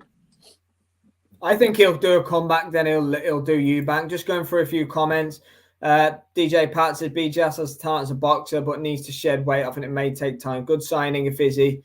if that happens, but remains to be seen. Yeah, absolutely. Maxie Hughes is another one on the GBM shows. Hawkan, you're right. Yeah, God, I better take back what I said then, aren't I, about Izzy? I really like Izzy, mate. I think he's fresh. I think he's. Yeah, you're getting the boys. Lucas said I like Izzy a lot. Can't disagree. Hawkan saying he's a top man. Jay, what's going on here?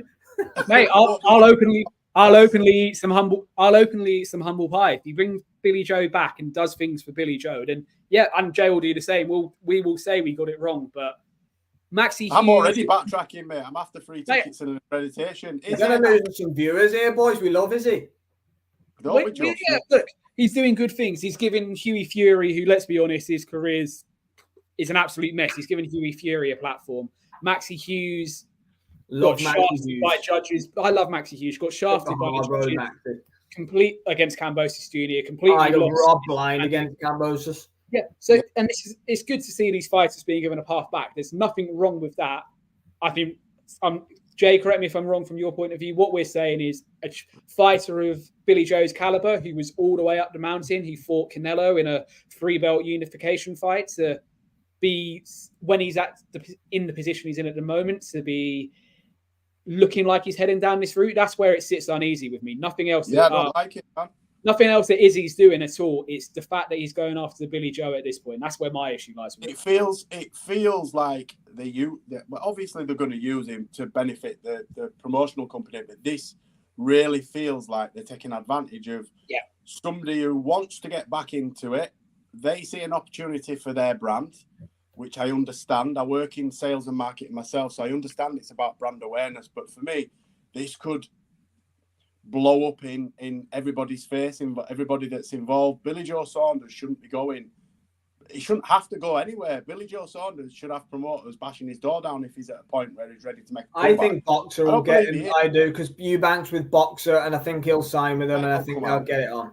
I think I'll chat to Ben later on. I'll have a word. Yeah. We'll get Ben Shalom on. We're moving on from this now. I don't want to take too long on that one. Going to go back to Jam's boxing chat's question earlier, which I will get on the screen shortly. It's about Michaela Meyer and Sandy Ryan. Liam, what do we think? Sandy Ryan is a younger, fresher, hungrier fighter for me, and this is a chance for her to.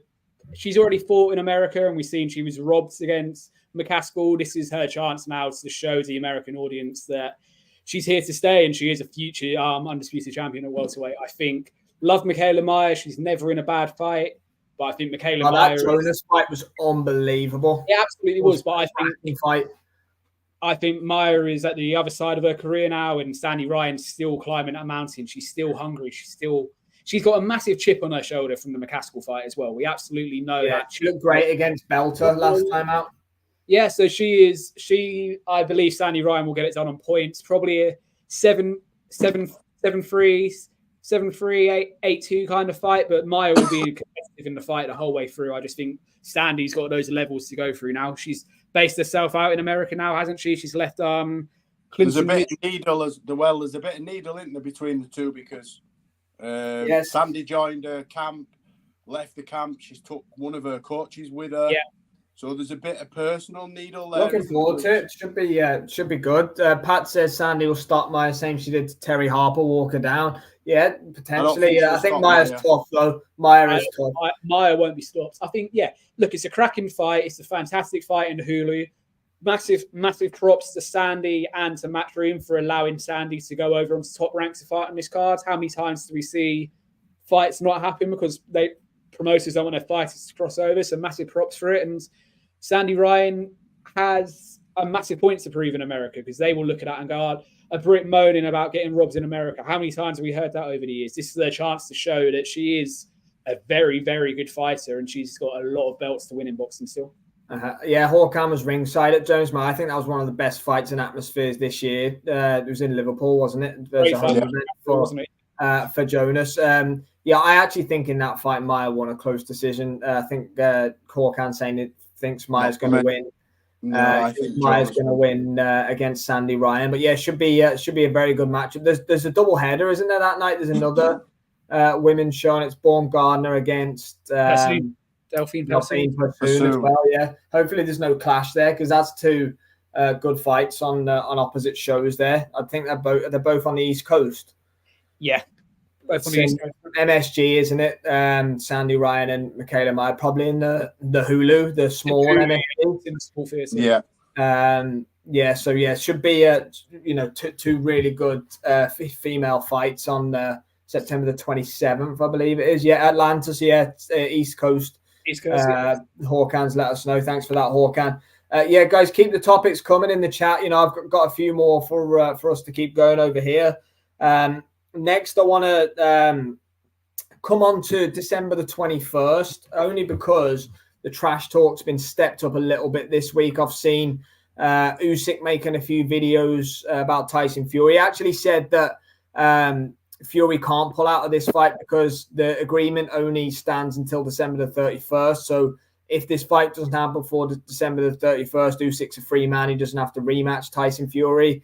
And in his words, Fury loses all his money, which obviously is a huge motivation for Fury for the rematch. But I believe that Fury will be more switched on, better in the rematch. I still think Usyk wins, but anyway, what do we think, boys? Bit of Needle stepping up, and we haven't got any news. What's going on with the undercard? Nothing. I know it's still it's 3 months away. I'd expect an announcement fairly soon. They've just tied up the November card.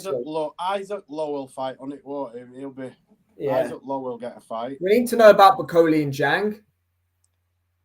Yeah, I think that's gone quiet. It's all gone quiet. No one's mentioned it. It's interesting because if you brought this topic up to me before Usyk came out with that video, I believe it was on Monday evening, I was starting to have doubts if we were going to see this rematch this year. Yeah, it's been very quiet. I know it's still 3.5 months away, don't get me wrong. I still have those doubts. Nothing to do with Usyk. Fury's still active and he's still around on social media, but he's gone very, very, very quiet. Not saying, and look, Fury is Fury. He does what he wants, but you've just lost an undisputed fight where you were, taking the piss and showboating for the first 6-7 rounds of the fight. And you claimed after the fight, Usyk only won it because of what's the war between Russia and Ukraine. Okay, he was heavily concussed. Happy Christmas and all that jazz that he said afterwards. But the Tyson Fury we know, love and loathe, would be on social media every day saying, you rabbit, I'm coming for you this time. Yeah. He's been humbled. It's not, but there's no social media presence. Sugar Hill. Yeah, but is that not what he's meant to do now? Knuckle down. He's got being a gobshite is what got him to the point of getting the fights. I think maybe, like Sam said, he's eating a bit of humble pie and he's thought, do you know what? I don't need all the bullshit now. This fight's already sold. I need to fix the issues that I had in the first fight and concentrate. I mean, I've seen a few bits on socials, but like you said, Liam, he's nowhere near what he's normally doing. You your little middleweight rabbit and you beat Gap2 Dosser, and he's none of that. He's just grafting, which for me, as just a fan, that's what I want to see. I'm not asked about him doing memes and posting vile stuff that he says sometimes, because sometimes you just want to switch his volume off. Yeah, he doesn't realise, does he? And he just goes off on tangents, and before you know it, he's offended so many people. I hope he's knuckling down, mate. I hope the reason we're not hearing much is, or what's interesting for me is Sugar Hill doesn't have a big social media presence, but one thing he does do is when a fighter first comes out to him to start a training camp, there's a 50 to 60 second video, first day of training camp. I know it's... So I'm not saying he should be starting training camp yet, but we've heard nothing from Sugar Hill either. He had a lot of focus on Jared Anderson, who Martin Bakoli bashed up and dealt with, as we predicted over here. Fair enough, but we haven't seen anything other than Fury confirming the corner is going to be exactly the same. So that's John Fury. Oh, God. Andy Lee. Yeah, he's confirmed. Yeah, he's keeping the same corner. I think that's an ego thing. That's an ego thing. His dad made it worse for me. Men, we are warriors. That's all he's going to get in his ear for as long as the fight goes. No tactics. Look, we don't bash Brits over it. We will always want a Brit to perform well. But John Fury being in Tyson Fury's corner on the 21st of December not for me. Switches the odds. It makes it lopsided. I already think Usyk will win the rematch, but John Fury being in the corner just means Tyson's attention is going to be on this side of the ropes. What's his dad saying, as opposed to looking at Sugar Hill, who is, let's be honest, he's the man with the plan. What he's done to Tyson Fury for the second Wilder fight and everything there isn't given enough props. He completely changed the way anyone thought anyone could fight to beat Wilder. Is that relationship dwindling? I saw somebody say this yesterday. Is the Sugar and Tyson Fury relationship dwindling? I was surprised to see him involved in the last fight, if I'm honest, because they barely spoke about each other in the build-up. Yeah, they were very far away. It felt for a lot of it, but I don't know. Maybe we're nitpicking a little bit, but yeah, it definitely doesn't seem as good as it once was. The relationship does it between Sugar and Fury. I think the issue is with Tyson not fighting out in America now because the money's in Saudi. It means his dad can be involved. It means his dad can be involved in the training camps. We already heard the rumblings before the first fight that Sugar doesn't mind Tyson having his family around, but when he's working with his boxer in the gym, he needs it to be his environment. You don't want his dad shouting and getting involved. We heard a few rumblings in the first fight. It wouldn't surprise me if Sugar's thinking, right, I'm still getting... You can tell when Sugar's there, he's going what on earth? This is a circus. Even Andy Lee as well. Can't someone have a word with Turkey and get the laws changed on if you've been in prison, you can't go to Saudi anymore, and then we'll keep John over here. Yeah, I mean, you want to, because even Andy Lee, one of the most fantastic commentator, fantastic trainer, very good fighter. But even he was standing there at one point, I think between the 10th and 11th round, he's standing there with the water, and John Fury's literally pushing over the top of him. No self-awareness, Liam. John Fury's got no self-awareness. That's main character syndrome. He can't help being the main character. If he had any self-awareness, right, he would have watched that fight back multiple times. He would have seen the effect that he had on Tyson, taking his concentration away from tactics and game plan and just taking over, right? And he would have fallen on his own sword and said, you know what, son? I believe I'm hindering you here. So I tell you what, I'll be sat ringside. You go do your thing. You hadn't needed me up to now. All right, John Fury, it was his trainer. But John Fury's not a decent boxing trainer. I'm sorry. He knows the basics. He boxed himself. I actually know someone. I've got a family friend that boxed him. I think he boxed him a couple of times, Stephen. But, he's a boxing man. I get that. But in fights like this, you need a boxing brain, a proper boxing brain, a tactician. Needs to be switched on. He can beat Usyk if he's switched on. Exactly, and that's what Sugar and Andy Lee bring to the table. All he needs to do is improve on what he did for the first 6 or 7 rounds. He lost concentration, he got sloppy, and he got caught. If he could have kept up the momentum from the first 7 rounds, we would be sitting here discussing Tyson Fury beating Usyk again, unanimous on points like he did the first time. But John got involved, started shouting and screaming over everybody, shouting stuff like Liam said, we're warriors, do this, blah, blah, blah. And I think Tyson just lost all concentration, all focus, and we saw what happened. For me, it's a bad mistake having him in the corner for me. 1,000,000%. Thanks for sticking with us, Dan. Usyk will beat him again, this time by knockout. I think it's hard to back against that, mate. Appreciate it, Luca. Tyson wants to keep John in the corner to save faces. It would be exactly.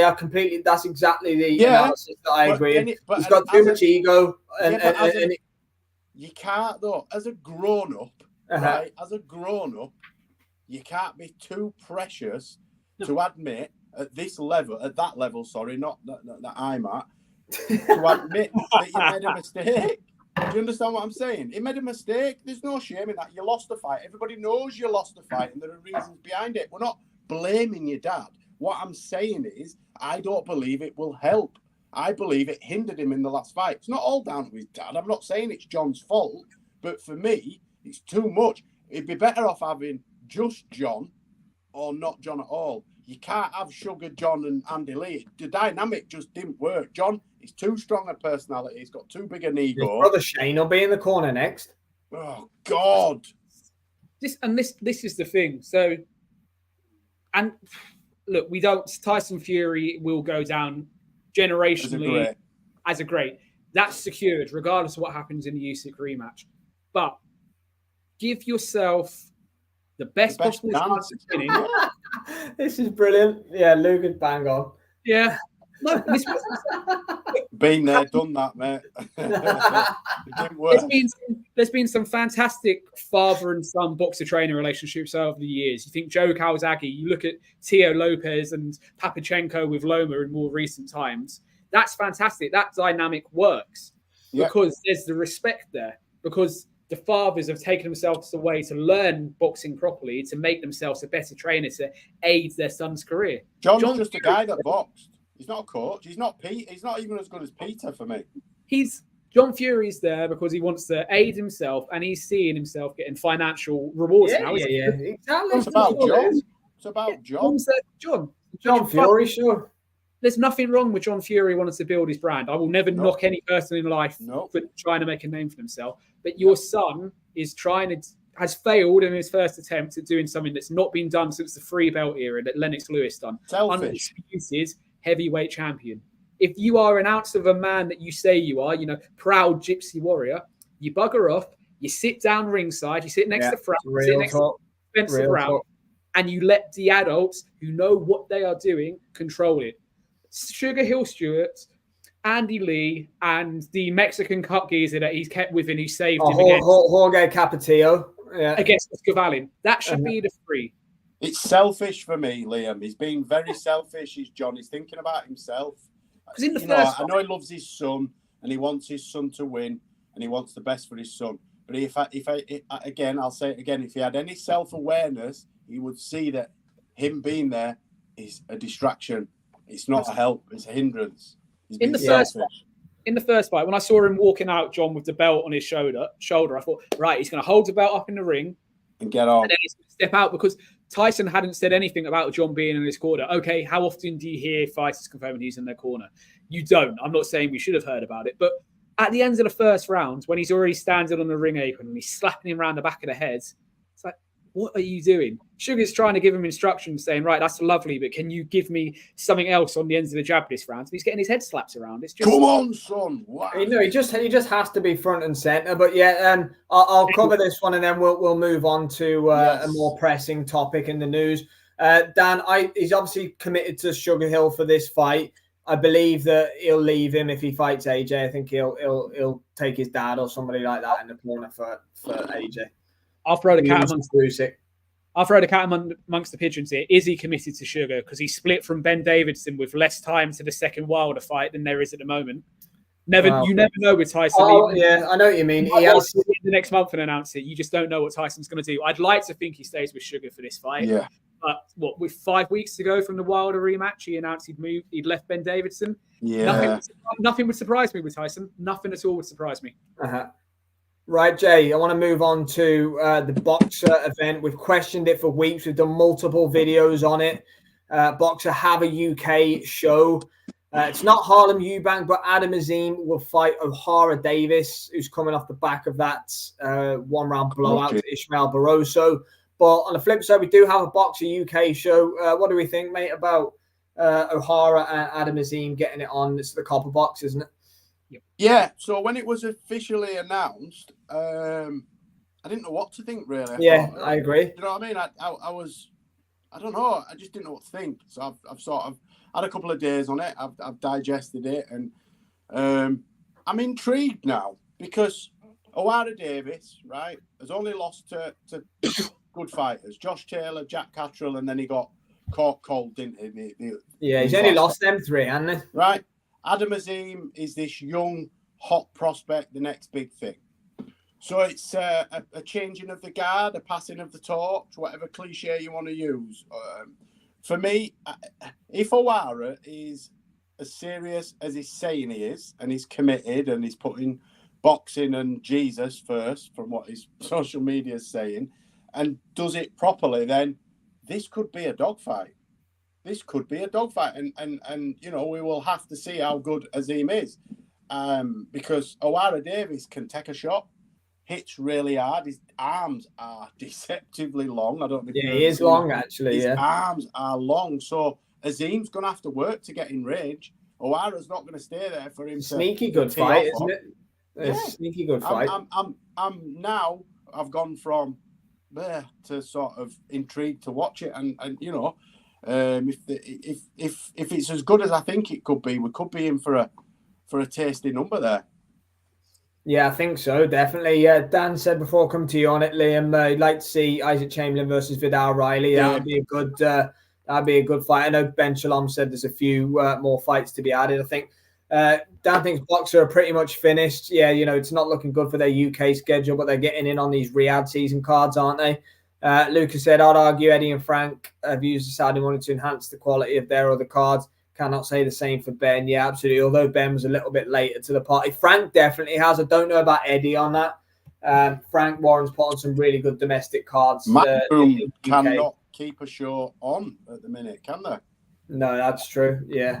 I think for the boxer part of Luca's comment there, this is the first boxer card we've seen since Ben's been involved with Saudi. If on this card we get Vidal Riley, Isaac Chamberlain, we get the Chris Congo, Florian Marco rematch. If we even see Caroline Dubois again, who, let's be honest, trained by McGuigan, so it's likely we're going to see her on this card, then you can say it's one of the better boxer cards. It's still not magnificent, but it's one of the better boxer cards. And in terms of the main event, Jay, you got Michael McKinson, also announced fighting for the IBO title. Not a legitimate world title, but I like Michael McKinson. How dare you? And I'm always happy to see. Hey, Chris Eubank Jr. has been parading that round for years. Still got it on. He's still got it. I don't wear a Gucci belt. Brighton Pier. That one's been going. Belt. How dare you? No, boys. I'll gladly accept a sponsorship if you want to give me an honorary, make me a champion emeritus. Honorary champion. Just got to wear the belt every time we do a show, mate. That's the rules. I'll be out there with it on. No, but I'm back to the main event. I'm with you. When it was first announced, and I think we done it when we were talking ourselves, we kind of bashed the main event a little bit, didn't we? Yeah. But that comes from Adam Azim, McGuigan's, and Boxer not helping themselves. The day before the European purse bids were meant to happen for Dalton Smith and Adam Azim. No. They called up Harlan Eubank 4 hours before Wardley Clark cards to get him in the ring. They faced off. Yes. We don't have a date for this fight, but it's going to happen. Then he vacated the European belt 2 days later. It was meant to happen on the Selhurst Park card, so it actually would have added to the Bill and Smith React card, if we're being honest, looking back on that card happening. Azim got injured. No issues. Fighters get injured all the time, so you can't put any credence on that. It's more the fact that Wasserman and Harlan Eubank have reached out multiple times to try and get this fight rearranged, and they're being ignored. Harlan's been in and out of training camps all year and hasn't got an answer about it. And now they've announced it's just a duck of Dalton Smith. It just needs to be said out loud. The duck the hell out of Dalton Smith. It was a pure duck from Dalton Smith. So you announce Ahara Davis and you look at it and you go, oh, bloody hell, right. It's just been iced in around by Ishmael Barroso. You can't read too much into that. And he's lost to Jack Catterall, who should have been an undisputed world champion. And Josh Taylor, who was an undisputed world champion. So if you look at that, he's lost at the top level. If O'Hara Davis has taken this as seriously as his socials say, as he looked on Sky Sports yesterday when him and Azim sat across the table from each other, it's going to be a hell of a fight. And Adam Azim is going to have to answer some questions. I'm looking forward to it. I actually think it'll be sneaky good. Yeah. I really do, boys. Bacoli was the first one that Ben Shalom worked on, I think. Luca. Hawkan said, Matchroom announcing a huge UK show this week. Dan's bang on the money. It's going to be Sonny Edwards and Galal Yafai, I think. Azim versus Davis. Yeah, Hawkan, it is just a sneaky good fight. At first, when you heard the announcement, you're like, and then when you look into it, you're like, yeah, Adam Azim's 22. You know, he's very green still, although he looks a great talent. And then Hawkan said, Eddie confirmed it's huge. Yes, probably it will be Galal and Sonny, definitely. There's no other fights. But go on, Lim. To that point, it is a sneaky good fight. And if Ben Shalom is expecting Adam Azim to get in this ring, blow O'Hara Davis away, and then be able to say he's in the picture for a world title. Firstly, he won't be in the picture for a world title, even in the but you know the narrative that Boxer will try and push. Mate, Keyshawn Davis at Wembley. Yeah, that's what Azim said. Yeah, Azim is Azim's come out with some ludicrous comments, probably fueled by the McGuigans as well. If he doesn't take this fight seriously, if he thinks he's just going to run for O'Hara Davis, he's in for a rude awakening.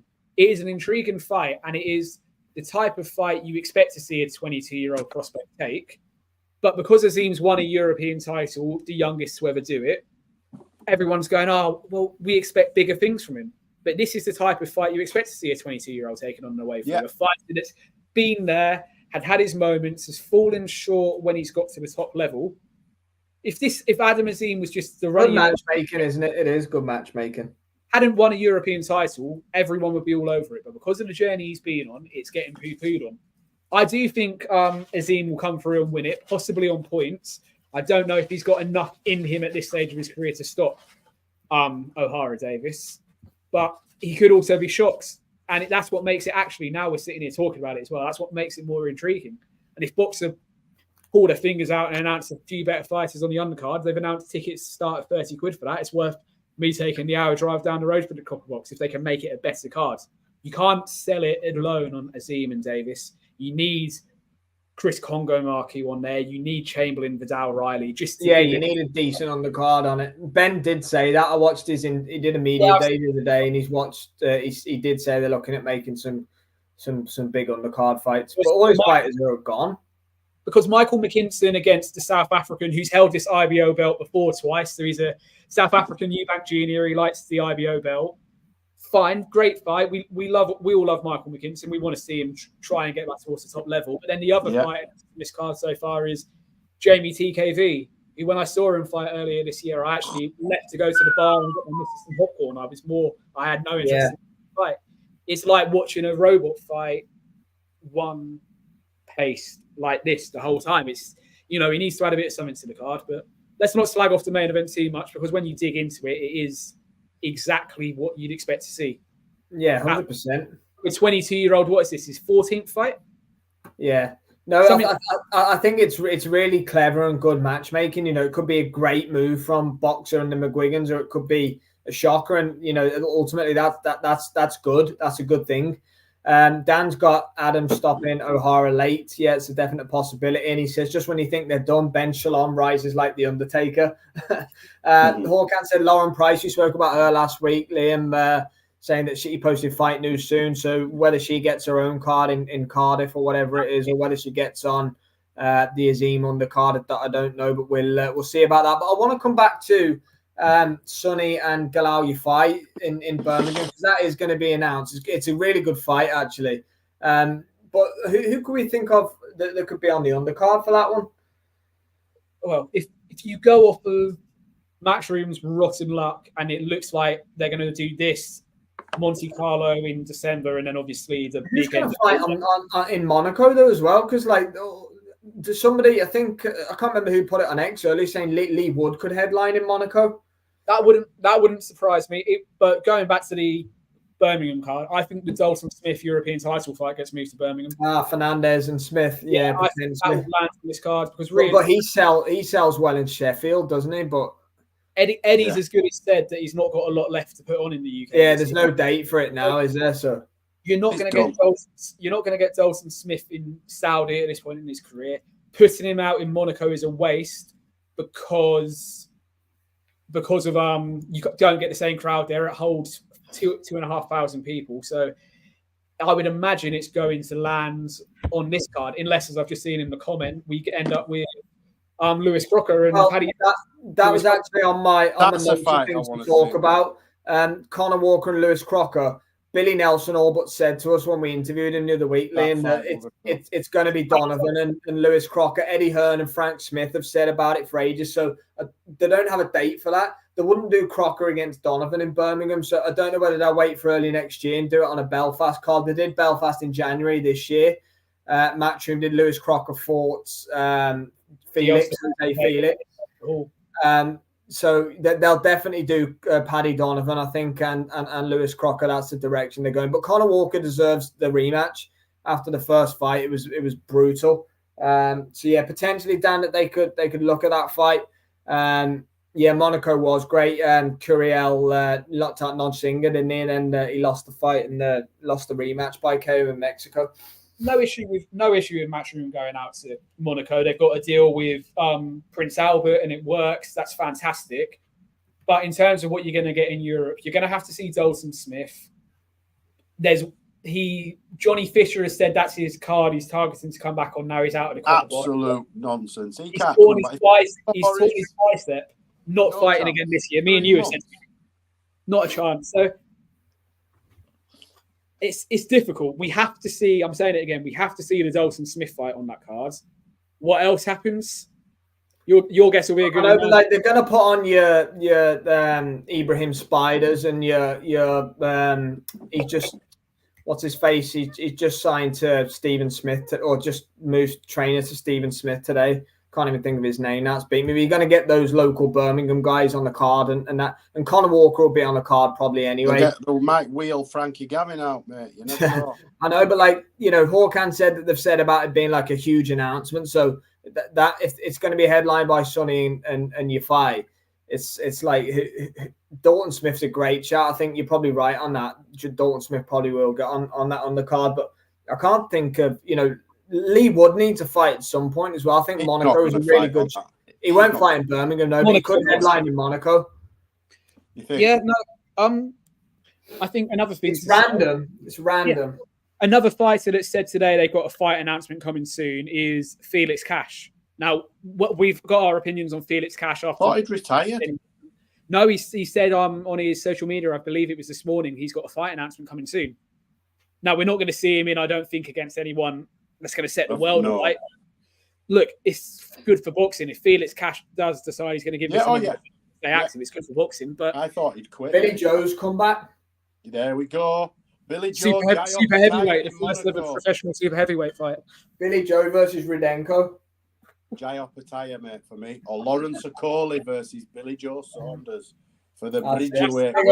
Thanks for joining us as always, mate. Thanks. Doesn't it, mate? I've just made a fight there, mate. WBC Bridgeweight title, Lawrence Okoli, Billy Joe Saunders. Billy will only have to cut a couple of stone to make Bridgeweight. Sorry, Billy. Please don't beat me up. Unless you want to pay me for that privilege. Yeah, it is difficult to see what Matchroom are going to do because obviously you think their top-end fighters are going to be out in Saudi at the end of the year to start of next year. Riyadh Season have announced their schedule. They're doing 4 boxing cards between October the 12th and March the 26th next year, I think it is. So we know we've got Beterbiev Bivol. We know we've got Usyk Fury too. So you've got 2 more boxing cards there. So there's obviously going to be some fighters and big fights there. Not looking good for the UK arena shows at the minute. Well, we're struggling to think of fighters that are available. Feel free. You can give me any names you think might go on this Birmingham card, but it is difficult to think, isn't it? Yeah, well, Hawkan said he doesn't think Grant Smith, which is a fair point. Sonny and Dalton are both Grant Smith fighters that you might not want them on the same night. That would be chief support and main event. He's probably right on that as well. Probably right, but it's difficult to know where else Dalton's going to fight because he needs to. His injury isn't severe enough, I don't think, to keep him out the rest of this year. So he does. No, he needs to fight soon.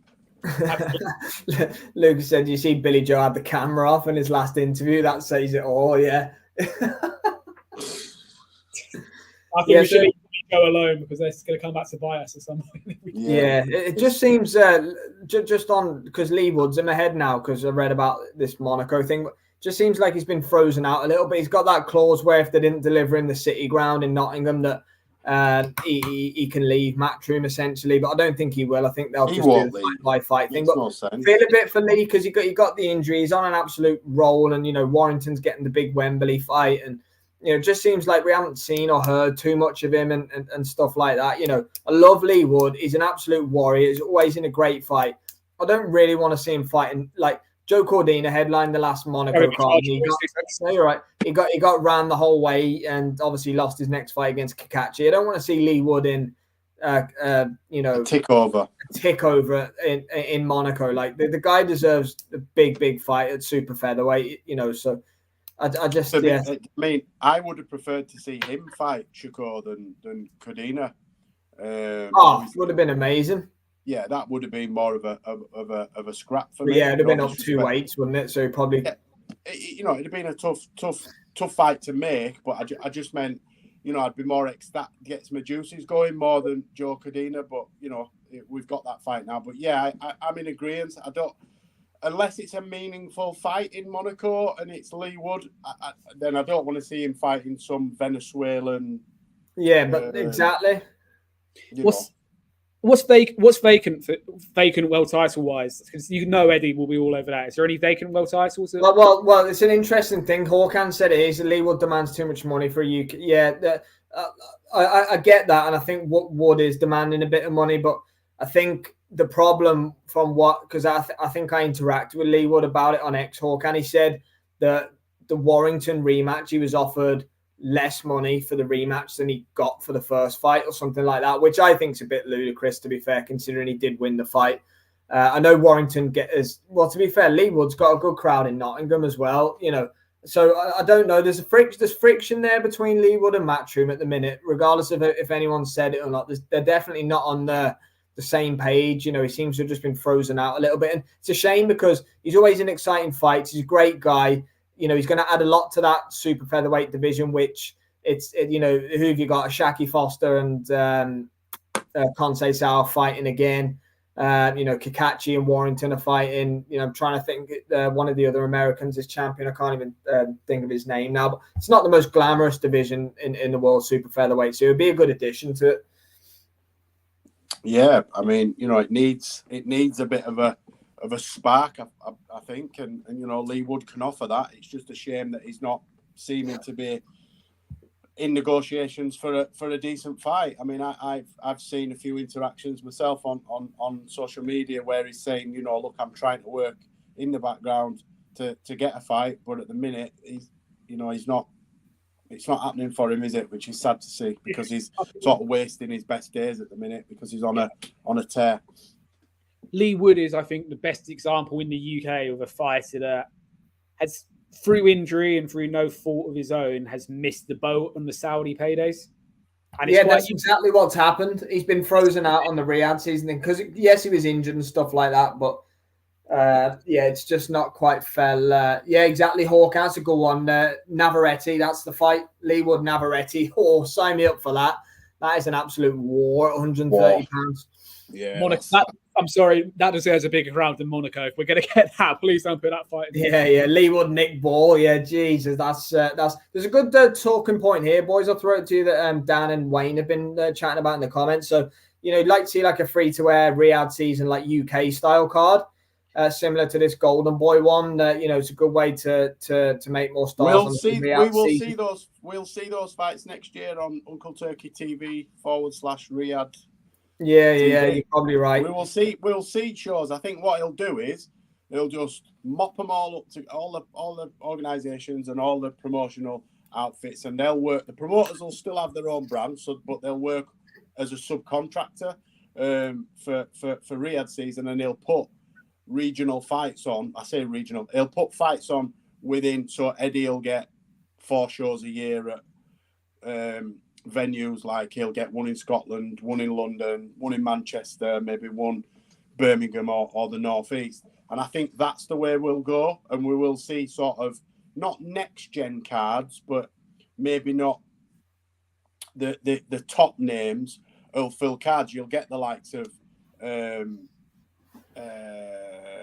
Isaac Chamberlain and Vidal Riley, those type fights. I think that's the way we're heading. I do believe that Uncle Turkey's got a long-term plan for the world rather than just Saudi. I think he is going to be branching out at some point next year. And he got a load of stick for not putting anything on outside of Saudi, and I think that kind of got the better of him. So he did Crawford Madrimov, he's doing the Wembley card, and agree with Wade as well. Lots of good fights to make for the lesser fights. It's all about the lesser fighters, isn't it? He listens as well. He listens to the voice of the fans. And you usually find that promoters don't really give a shit about what fans say, whether they say that or not. He interacts on social media. Apparently, he runs his own social media. I don't know whether that's true, but because I've asked him to follow me and he won't. And I believe he wouldn't follow Jay's Fight Talk. I just think he's missed his timings. You see, I'm in bed when they're open. We'll get there. But no. Go on, Liam. Sorry. I got, mate. You finish your point because I want to go back to. I was just saying. I just believe that the refreshing thing is it does seem to the fans. It filters through to him, and he's not too shy to make changes based on public perception and public narratives. He got a bit of stick for not having shows outside Saudi, so he put one of the biggest names in the world of boxing on. So, yeah, for me, I like him. It's refreshing, and I'm excited to see what he's going to do in terms of putting shows on over here or working with more promoters to put shows on the likes of the UK and America. Yeah, I think, this is a good point Wayne's made here, that, the lesser known UK fighters, there's a lot of fights out there to make. That card I was at York Hall last Friday night is a classic example of young prospects. Okay, it wasn't the best quality of card. Even the main event in the end was a one-sided, and we knew which way it was. We need them though, Liam, don't we? We need them. You do need them because fighters can't automatically jump out to Saudi, take the big bag from Turkey and be in mega fights. The breeding ground is your York Halls, your Brentwood centres, your places, places up further north that I can't think of the names of and stuff like that. That breed these fighters through. You don't become a superstar from the moment you put on a pair of gloves. Yeah, Bolton's always got these, yeah, you're right. You have to build. Had one of the best fights I've ever seen. We're at Bolton. It was Crawler and Gavin Rees. Yes, and I think Paul Smith boxed Tony Dodson for British, and that was an absolute war. So yeah, you see some like I say, some of the best fights I've ever seen at small halls. You've got to build. Fighters have to build themselves up as professional fighters because it's a step from amateur to professional. It's not the same sort of skill set you need. You need to develop into the professional game. You need to build up promotional relationships. You need to build up a fan base, and that's how you then go on to see the Anthony Joshuas, the Tyson Furies, the Jai Opetaias that are now fighting out in Saudi. They didn't start. Okay, AJ, Olympic gold medalist. We have spoken about that before, but Tyson Fury came up the right way, though. The John McDermott fight. The fights on Channel 5. Yeah, Hennessy Sports. Big up Mick Hennessy. Yeah. That is the bedrock of boxing, and Turkey doing everything he's doing at the top end is absolutely fantastic. And we're sitting here rubbing our hands together, lapping it up each week. But when all these fighters are gone in 3-4 years' time, if we're being realistic, and we're waiting for the next generation to come through, it's just going to be tumbleweeds. Because everything that needs to be done at grassroots at the moment is slowly stopping happening. All these next-gen shows with the likes of Peter McGrails and the McCormacks and stuff that were the bread and butter in the UK, you get one at least every other month, wouldn't you? A year and a half, 2 years ago. Yeah. They started to fall by the wayside, and they're the fighters that you should be pushing through to come into Saudi next. It's a fantastic short-term project. I believe Turkey's got a long-term plan, but I am worried in 4 or 5 years' time where we could be if the next gen style shows aren't nurtured and looked after in the way they are. Because I hate for things to go back to only being live in leisure centres on Sky Sports and stuff like that. Like it was when Ricky Hatton, Kelly Maloney, who was Frank at the time, etc., were sharing the contract. There was 4 of them sharing the contracts on Sky when I first started watching boxing. If we get back into that position, all because the top end have earned all the money, then it's not a good look, really. And that has to be a serious concern that we could end up in that position again. Yeah, no, 100%, mate. And we spoke to Troy Williamson not so long ago, and, we posed these kind of questions to him. It's like, it's great for the top end of the sport, but we have to make sure that the grassroots, and not even the grassroots, I'm talking about, just look at the recent run. And every day I log into X and I see it all the time. People moan about the lack of UK fight cards on, or the lack of the quality, or whatever it is. And I know that people have been unlucky with injuries and things like that. But, I believe at some point this Saudi era is going to end. It's not going to last forever, is it? It could be a phase or whatever it is. But at some point, it's going to happen. And, it can't just all transfer. These guys were built off this market, were built off Channel 5 fights, were built off, when Eddie had the Sky contract. He was born up through prize fighter. Eddie first started on the scene. Frank obviously been doing it a lot longer, but he had, he was with Sky, then he was, Box Nation, now it's TNT or BT, it used to be, now TNT. Yes, it's great for those guys. These guys are running multi-million, Eddie's valued at $1 billion, Matchroom, whatever it is. It's just great for them. Ultimately, they're business people. They need the money. I get it. It's completely fine. But, the paying consumer, where all of us and everyone in the chat sits, they still owe a service to consumers like us who want to see good quality cards and want to go to the fights as well. We want to be there in attendance and we want to watch them. And, they just need to make sure that they're still servicing that side of their business as well. And I know it's easier said than done, for sure. No, absolutely. But look, it's very quick and easy, isn't it? We all do it in life, to forget where you came from and to forget what's given you the foundations. And I'm not for 1 second saying Eddie or Frank are doing that. But there is a danger in 3 or 4 years' time that will be the case. And no one wants to see that. We don't want to only be seeing fights happening in Saudi Arabia. We still want to be able to see good quality fights on these shores, across Europe, across the world. Saudi's fantastic, but look after what's coming through next. Because like you say, Sam, the Saudi money isn't going to last forever. Turkey's they're making a bigger gap.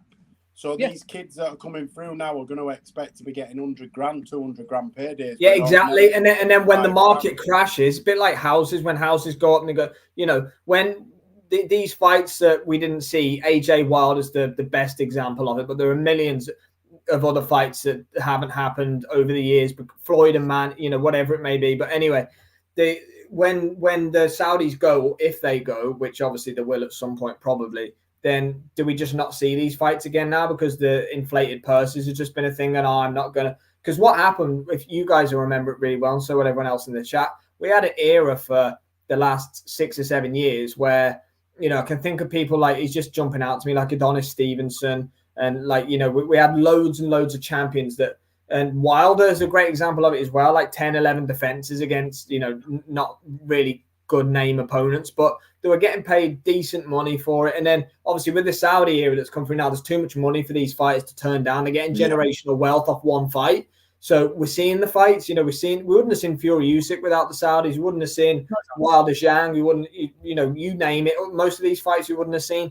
But, you know, does that just mean that when they leave again, we're just going to get back to A sides defending against D and E and F sides, not even B sides? You know, that's because that's the era that we've come out of, isn't it, really?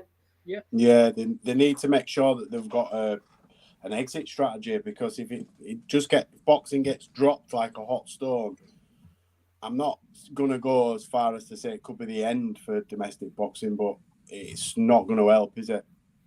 That's not. And look, the Olympics isn't the be all and end all for amateurs coming through. You can turn over pro without going through the Olympics, but it needs to be said, the chances of there being boxing at the Olympic Games in LA is as close to zero.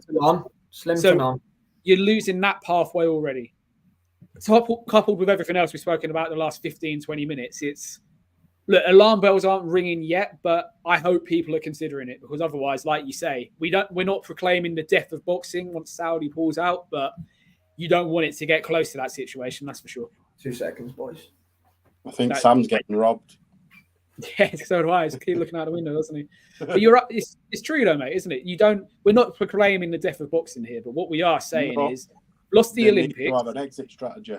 Yeah, we've lost the Olympics. We're already seeing a decline away from Frank Warren. I will not put Queensberry in this bracket because they're still delivering fantastic domestic cards this year. They're the only ones at the minute that have been consistent with it.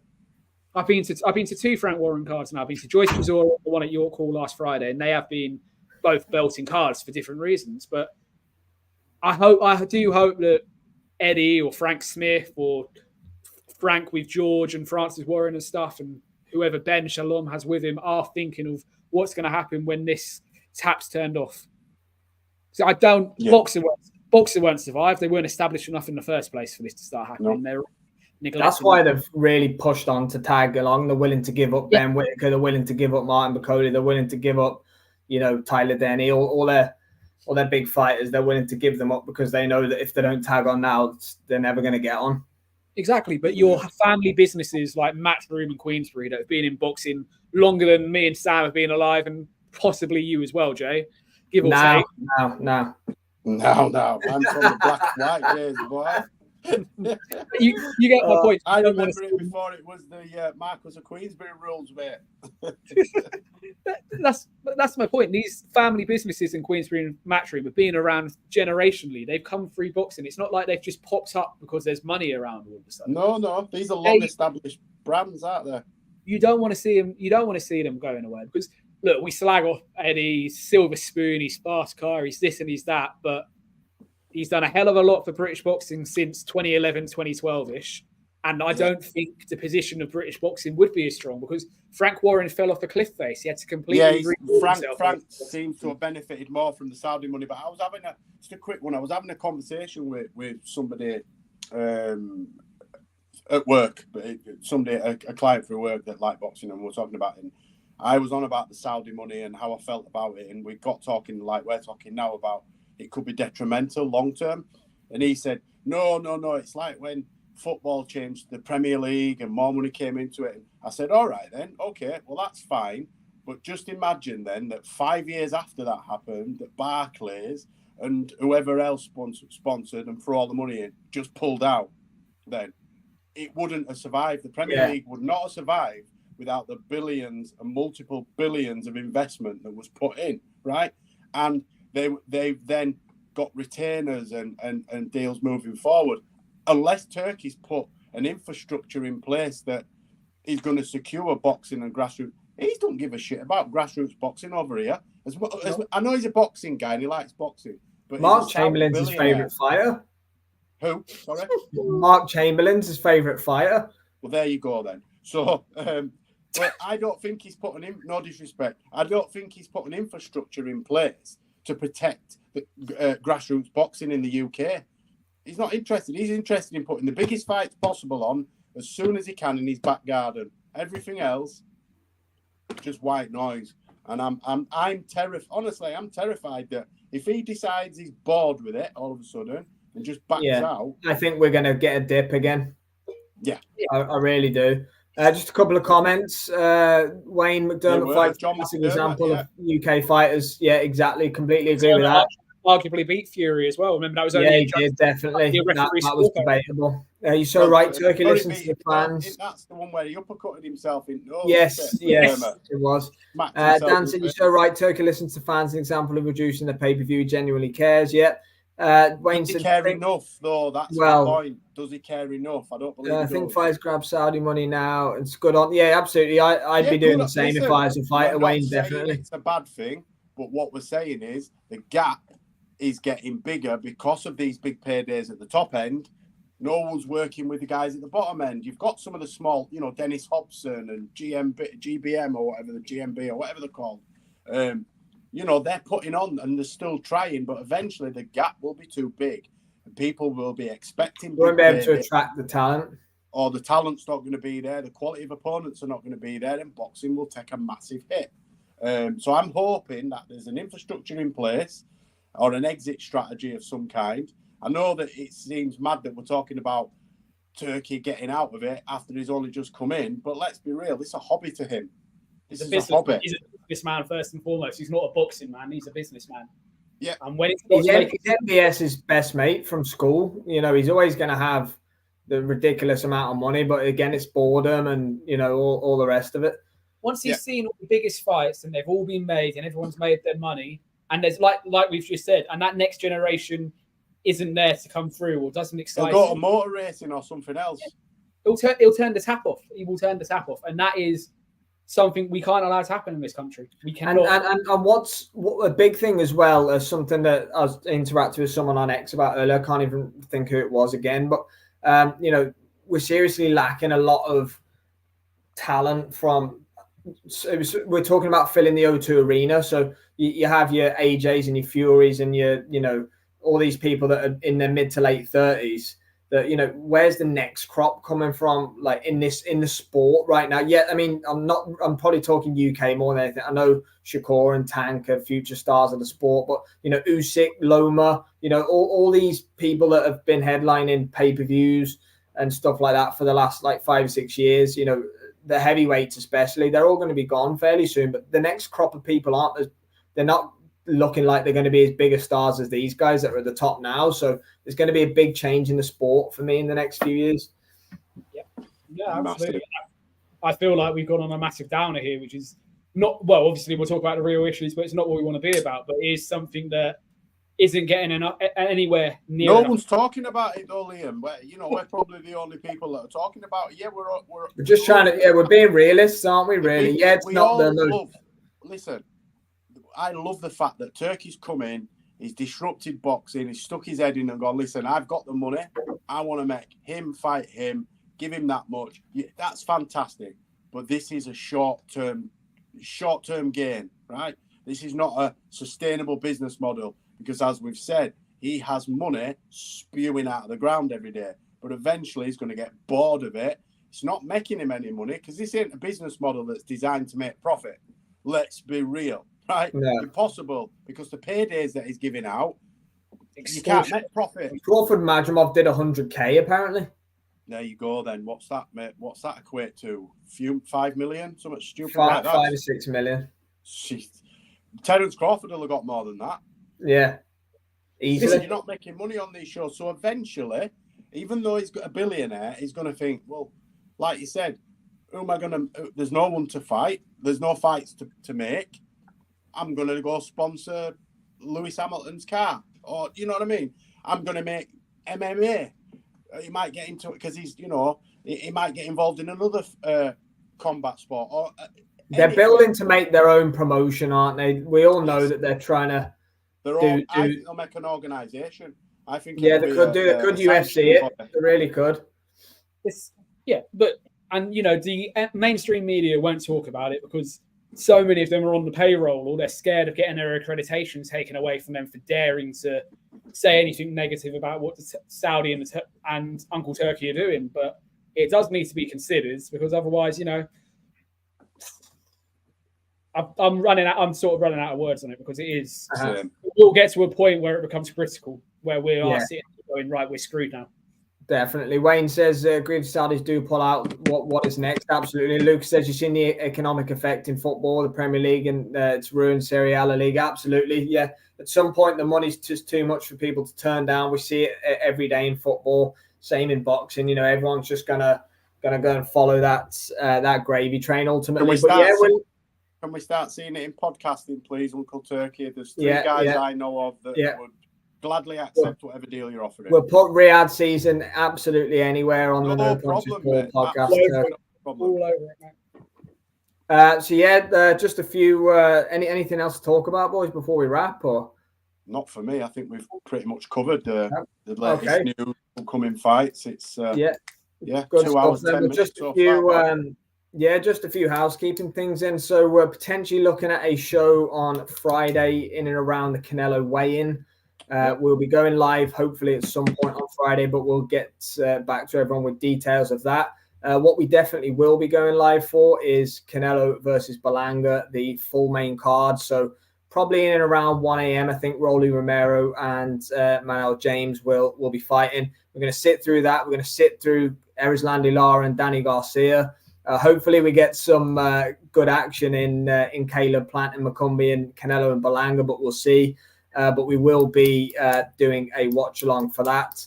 We will. Obviously, keep an eye out for Liam's Fight Night Picks episode 2, which will be obviously the Riyadh season Wembley card is next week. Myself and Jay's Fight Talk will be doing the live watch along for that next Saturday. Liam is out of action. But we'll be doing a show for that on Friday as well. Post Wayne's probably the biggest fight week of the year, so we'll get plenty out. We'll be back this time next week, obviously, for No Punches Pull, which will be a full card breakdown and preview for Riyadh season. It may be a 3-hour show, that one, because there's so much to uncover. But we'll see. We don't want to get too much doghouse work, which we've been known to. I live in it now, mate. So No Punches Pull is known for creating issues in the doghouse. But I just want to thank a few of the people in the chat for joining us, as you do every week. Really appreciate it. Luca, Wayne, Dan, Hawkan, Jabbit Boxing, Jams Boxing Chat. Who else been in? Was DJ Pat. Just scrolling. Adam Hurley, big up. Don't want to miss Dylan Metcalf. Thank you very much, Dylan, for tuning in. Dylan, thank you very much, Dylan, for tuning in, mate. Appreciate that. I think that's the rub of the list tonight. I really do apologise if I missed anybody out, but I was just scrolling on quickly. Oh, hang on, we've got one more question from Wayne. Of course, Wayne will answer this one for you before we go. Is there a KO in the Bivol and Beterbiev fight? I'll give my initial thoughts on it. When a fight was first being rumored to be made, I was always Beterbiev KO. I always thought he was just going to do it. I've seen vulnerabilities in him fighting against especially Anthony Yard and Callum Johnson a while before that. And since he did the meniscus or whatever injury it was that Beterbiev's done, I always just thought, because Bivol's judgment of distance is so good. We saw it against Canelo, saw it against Zurdo. He is probably the best in the sport for me right now at judging distance. He just literally just knows how to be out of range by that little. It's the fine margins, and that's what makes him so elite. But I've just swung back around. I just think Beterbiev stops him. Really? I've given out Bivol UD for the past chance. for so long, and then for the last few months I've gone Bivol UD. But the closer it gets, we're a month tomorrow, October the 12th. I just think Beterbiev's going to stop him, boys. I do. No chance. Give over. I'll go other way. I think Bivol will smash him to pieces now. You think Bivol will stop him though? He doesn't stop anyone. You think he'll stop him? Oh, I don't know about that. All right then.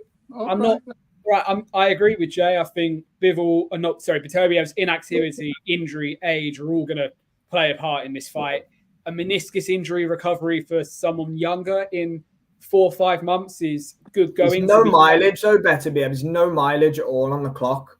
Neither of them have really. Neither of them do. But I do think the recovery from a meniscus injury, he's definitely rushing back slightly because he doesn't want to miss out on this Uncle Turkey paycheck.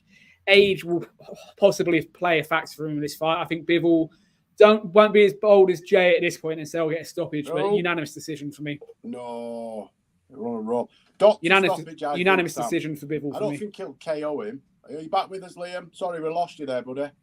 You went, mate. We lost you. Really? Yeah, I lost no one. But anyway, carry on. Go on, Liam. No, I was just saying I think it will be Bivol by UD.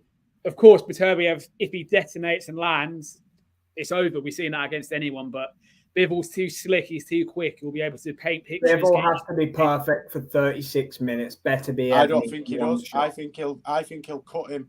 I think there's going to be a doctor stoppage in mid. I'll go 8 or 9. Okay. Very interesting. I think Bivol's going to jab his head off and he'll split him open. Yeah. And he'll stop. Yeah, so Wayne said he had the same injury himself about Beterbiev's injury, so he knows exactly about it. Yeah, it's going to be tough, but for me, it's the best fight on the schedule at the minute. I know we've got a huge week coming up next week with Dubois and AJ, which is a great fight. Actually, I don't actually think it's been spoken about. Daniel Dubois in this fight, he's not as good as that. But no, Beterbiev Bivol's by far the best fight on the that and Fury Usyk too are the 2 fights that I'm looking forward to. I'm looking forward to all. I can't wait till Dubois knocks Joshua out. But we'll see. Do you know what? The closer that gets though, and I know we're still going, but I'm getting a feeling about Daniel Dubois as well. I generally am. My inbox will be bursting in about 5 minutes with all AJ fans. To just see the views are just. But that go on, Liam. We could just sit there with popcorn and let Jay go off on a rant for a good hour and just watch. There's going to be some fishing going on next week. There'll be some good fun next week. There's going to be some fishing going on next week for Jay's Fight Talk. Anyway, we can get to that next week. We still got this Canelo fight week to get through. So Wayne said it all depends what injury he had like and how hampered his train. Yeah, exactly. We'll find out very early on October the 12th about that. We'll be back probably Friday, but we'll definitely be here for the live watch along of Canelo Alvarez versus Edgar Berlanga on Saturday. Shout out to my co-host Liam Tully. Remember to watch Liam's Fight Night picks over on STBX. Follow him on X at Liam_Tully9. And the man with the hashtag No Punches Pulled t-shirt that everybody wants to get their hands on, Mr. Jay's Fight Talk at Jay's Fight Talk on X. Remember to subscribe to the Jay's Fight Talk YouTube channel as well. Content still coming from there. And any closing comments, boys? Just as thanks always, for tuning in. Thank you, boys, for having me. It's been a pleasure as always. See you soon. Sorry, mate. Echo the comments. Thanks for everyone for tuning in. Thanks for the comments. I mean, we sit here and chat with no one in there, but having all the comments. We do anyway. We're in the doghouse without doing this show, but at the end of the day, all the comments keep us going, and to see the viewers we're getting each week is, truly blowing us away. So stick with it. There's big things to come, as we keep saying, but there's more to come from us. So thank you. Absolutely, guys. We're getting great satisfaction out of doing it. We love the interaction. The best part about the show is, and the guys will echo what I say as well, going through the comments, everyone putting their opinions forward. Yes, the 3 of us love doing the show, but ultimately it's about the interaction. We want to get everybody involved who takes time out of their busy schedules to sit with us for the best part of 2.5 hours that we're nearly at now. So massively appreciate that, guys. We're going to keep pumping out the content, live watch alongs, interviews. No punches pulled will be here to stay. And we'll see you for episode 5 next week. We'll see you Friday and Saturday as well. We will. Thank you very much. Cheers, guys. Take care, boys. Big up, Luca. Cheers, mate. Have a good one.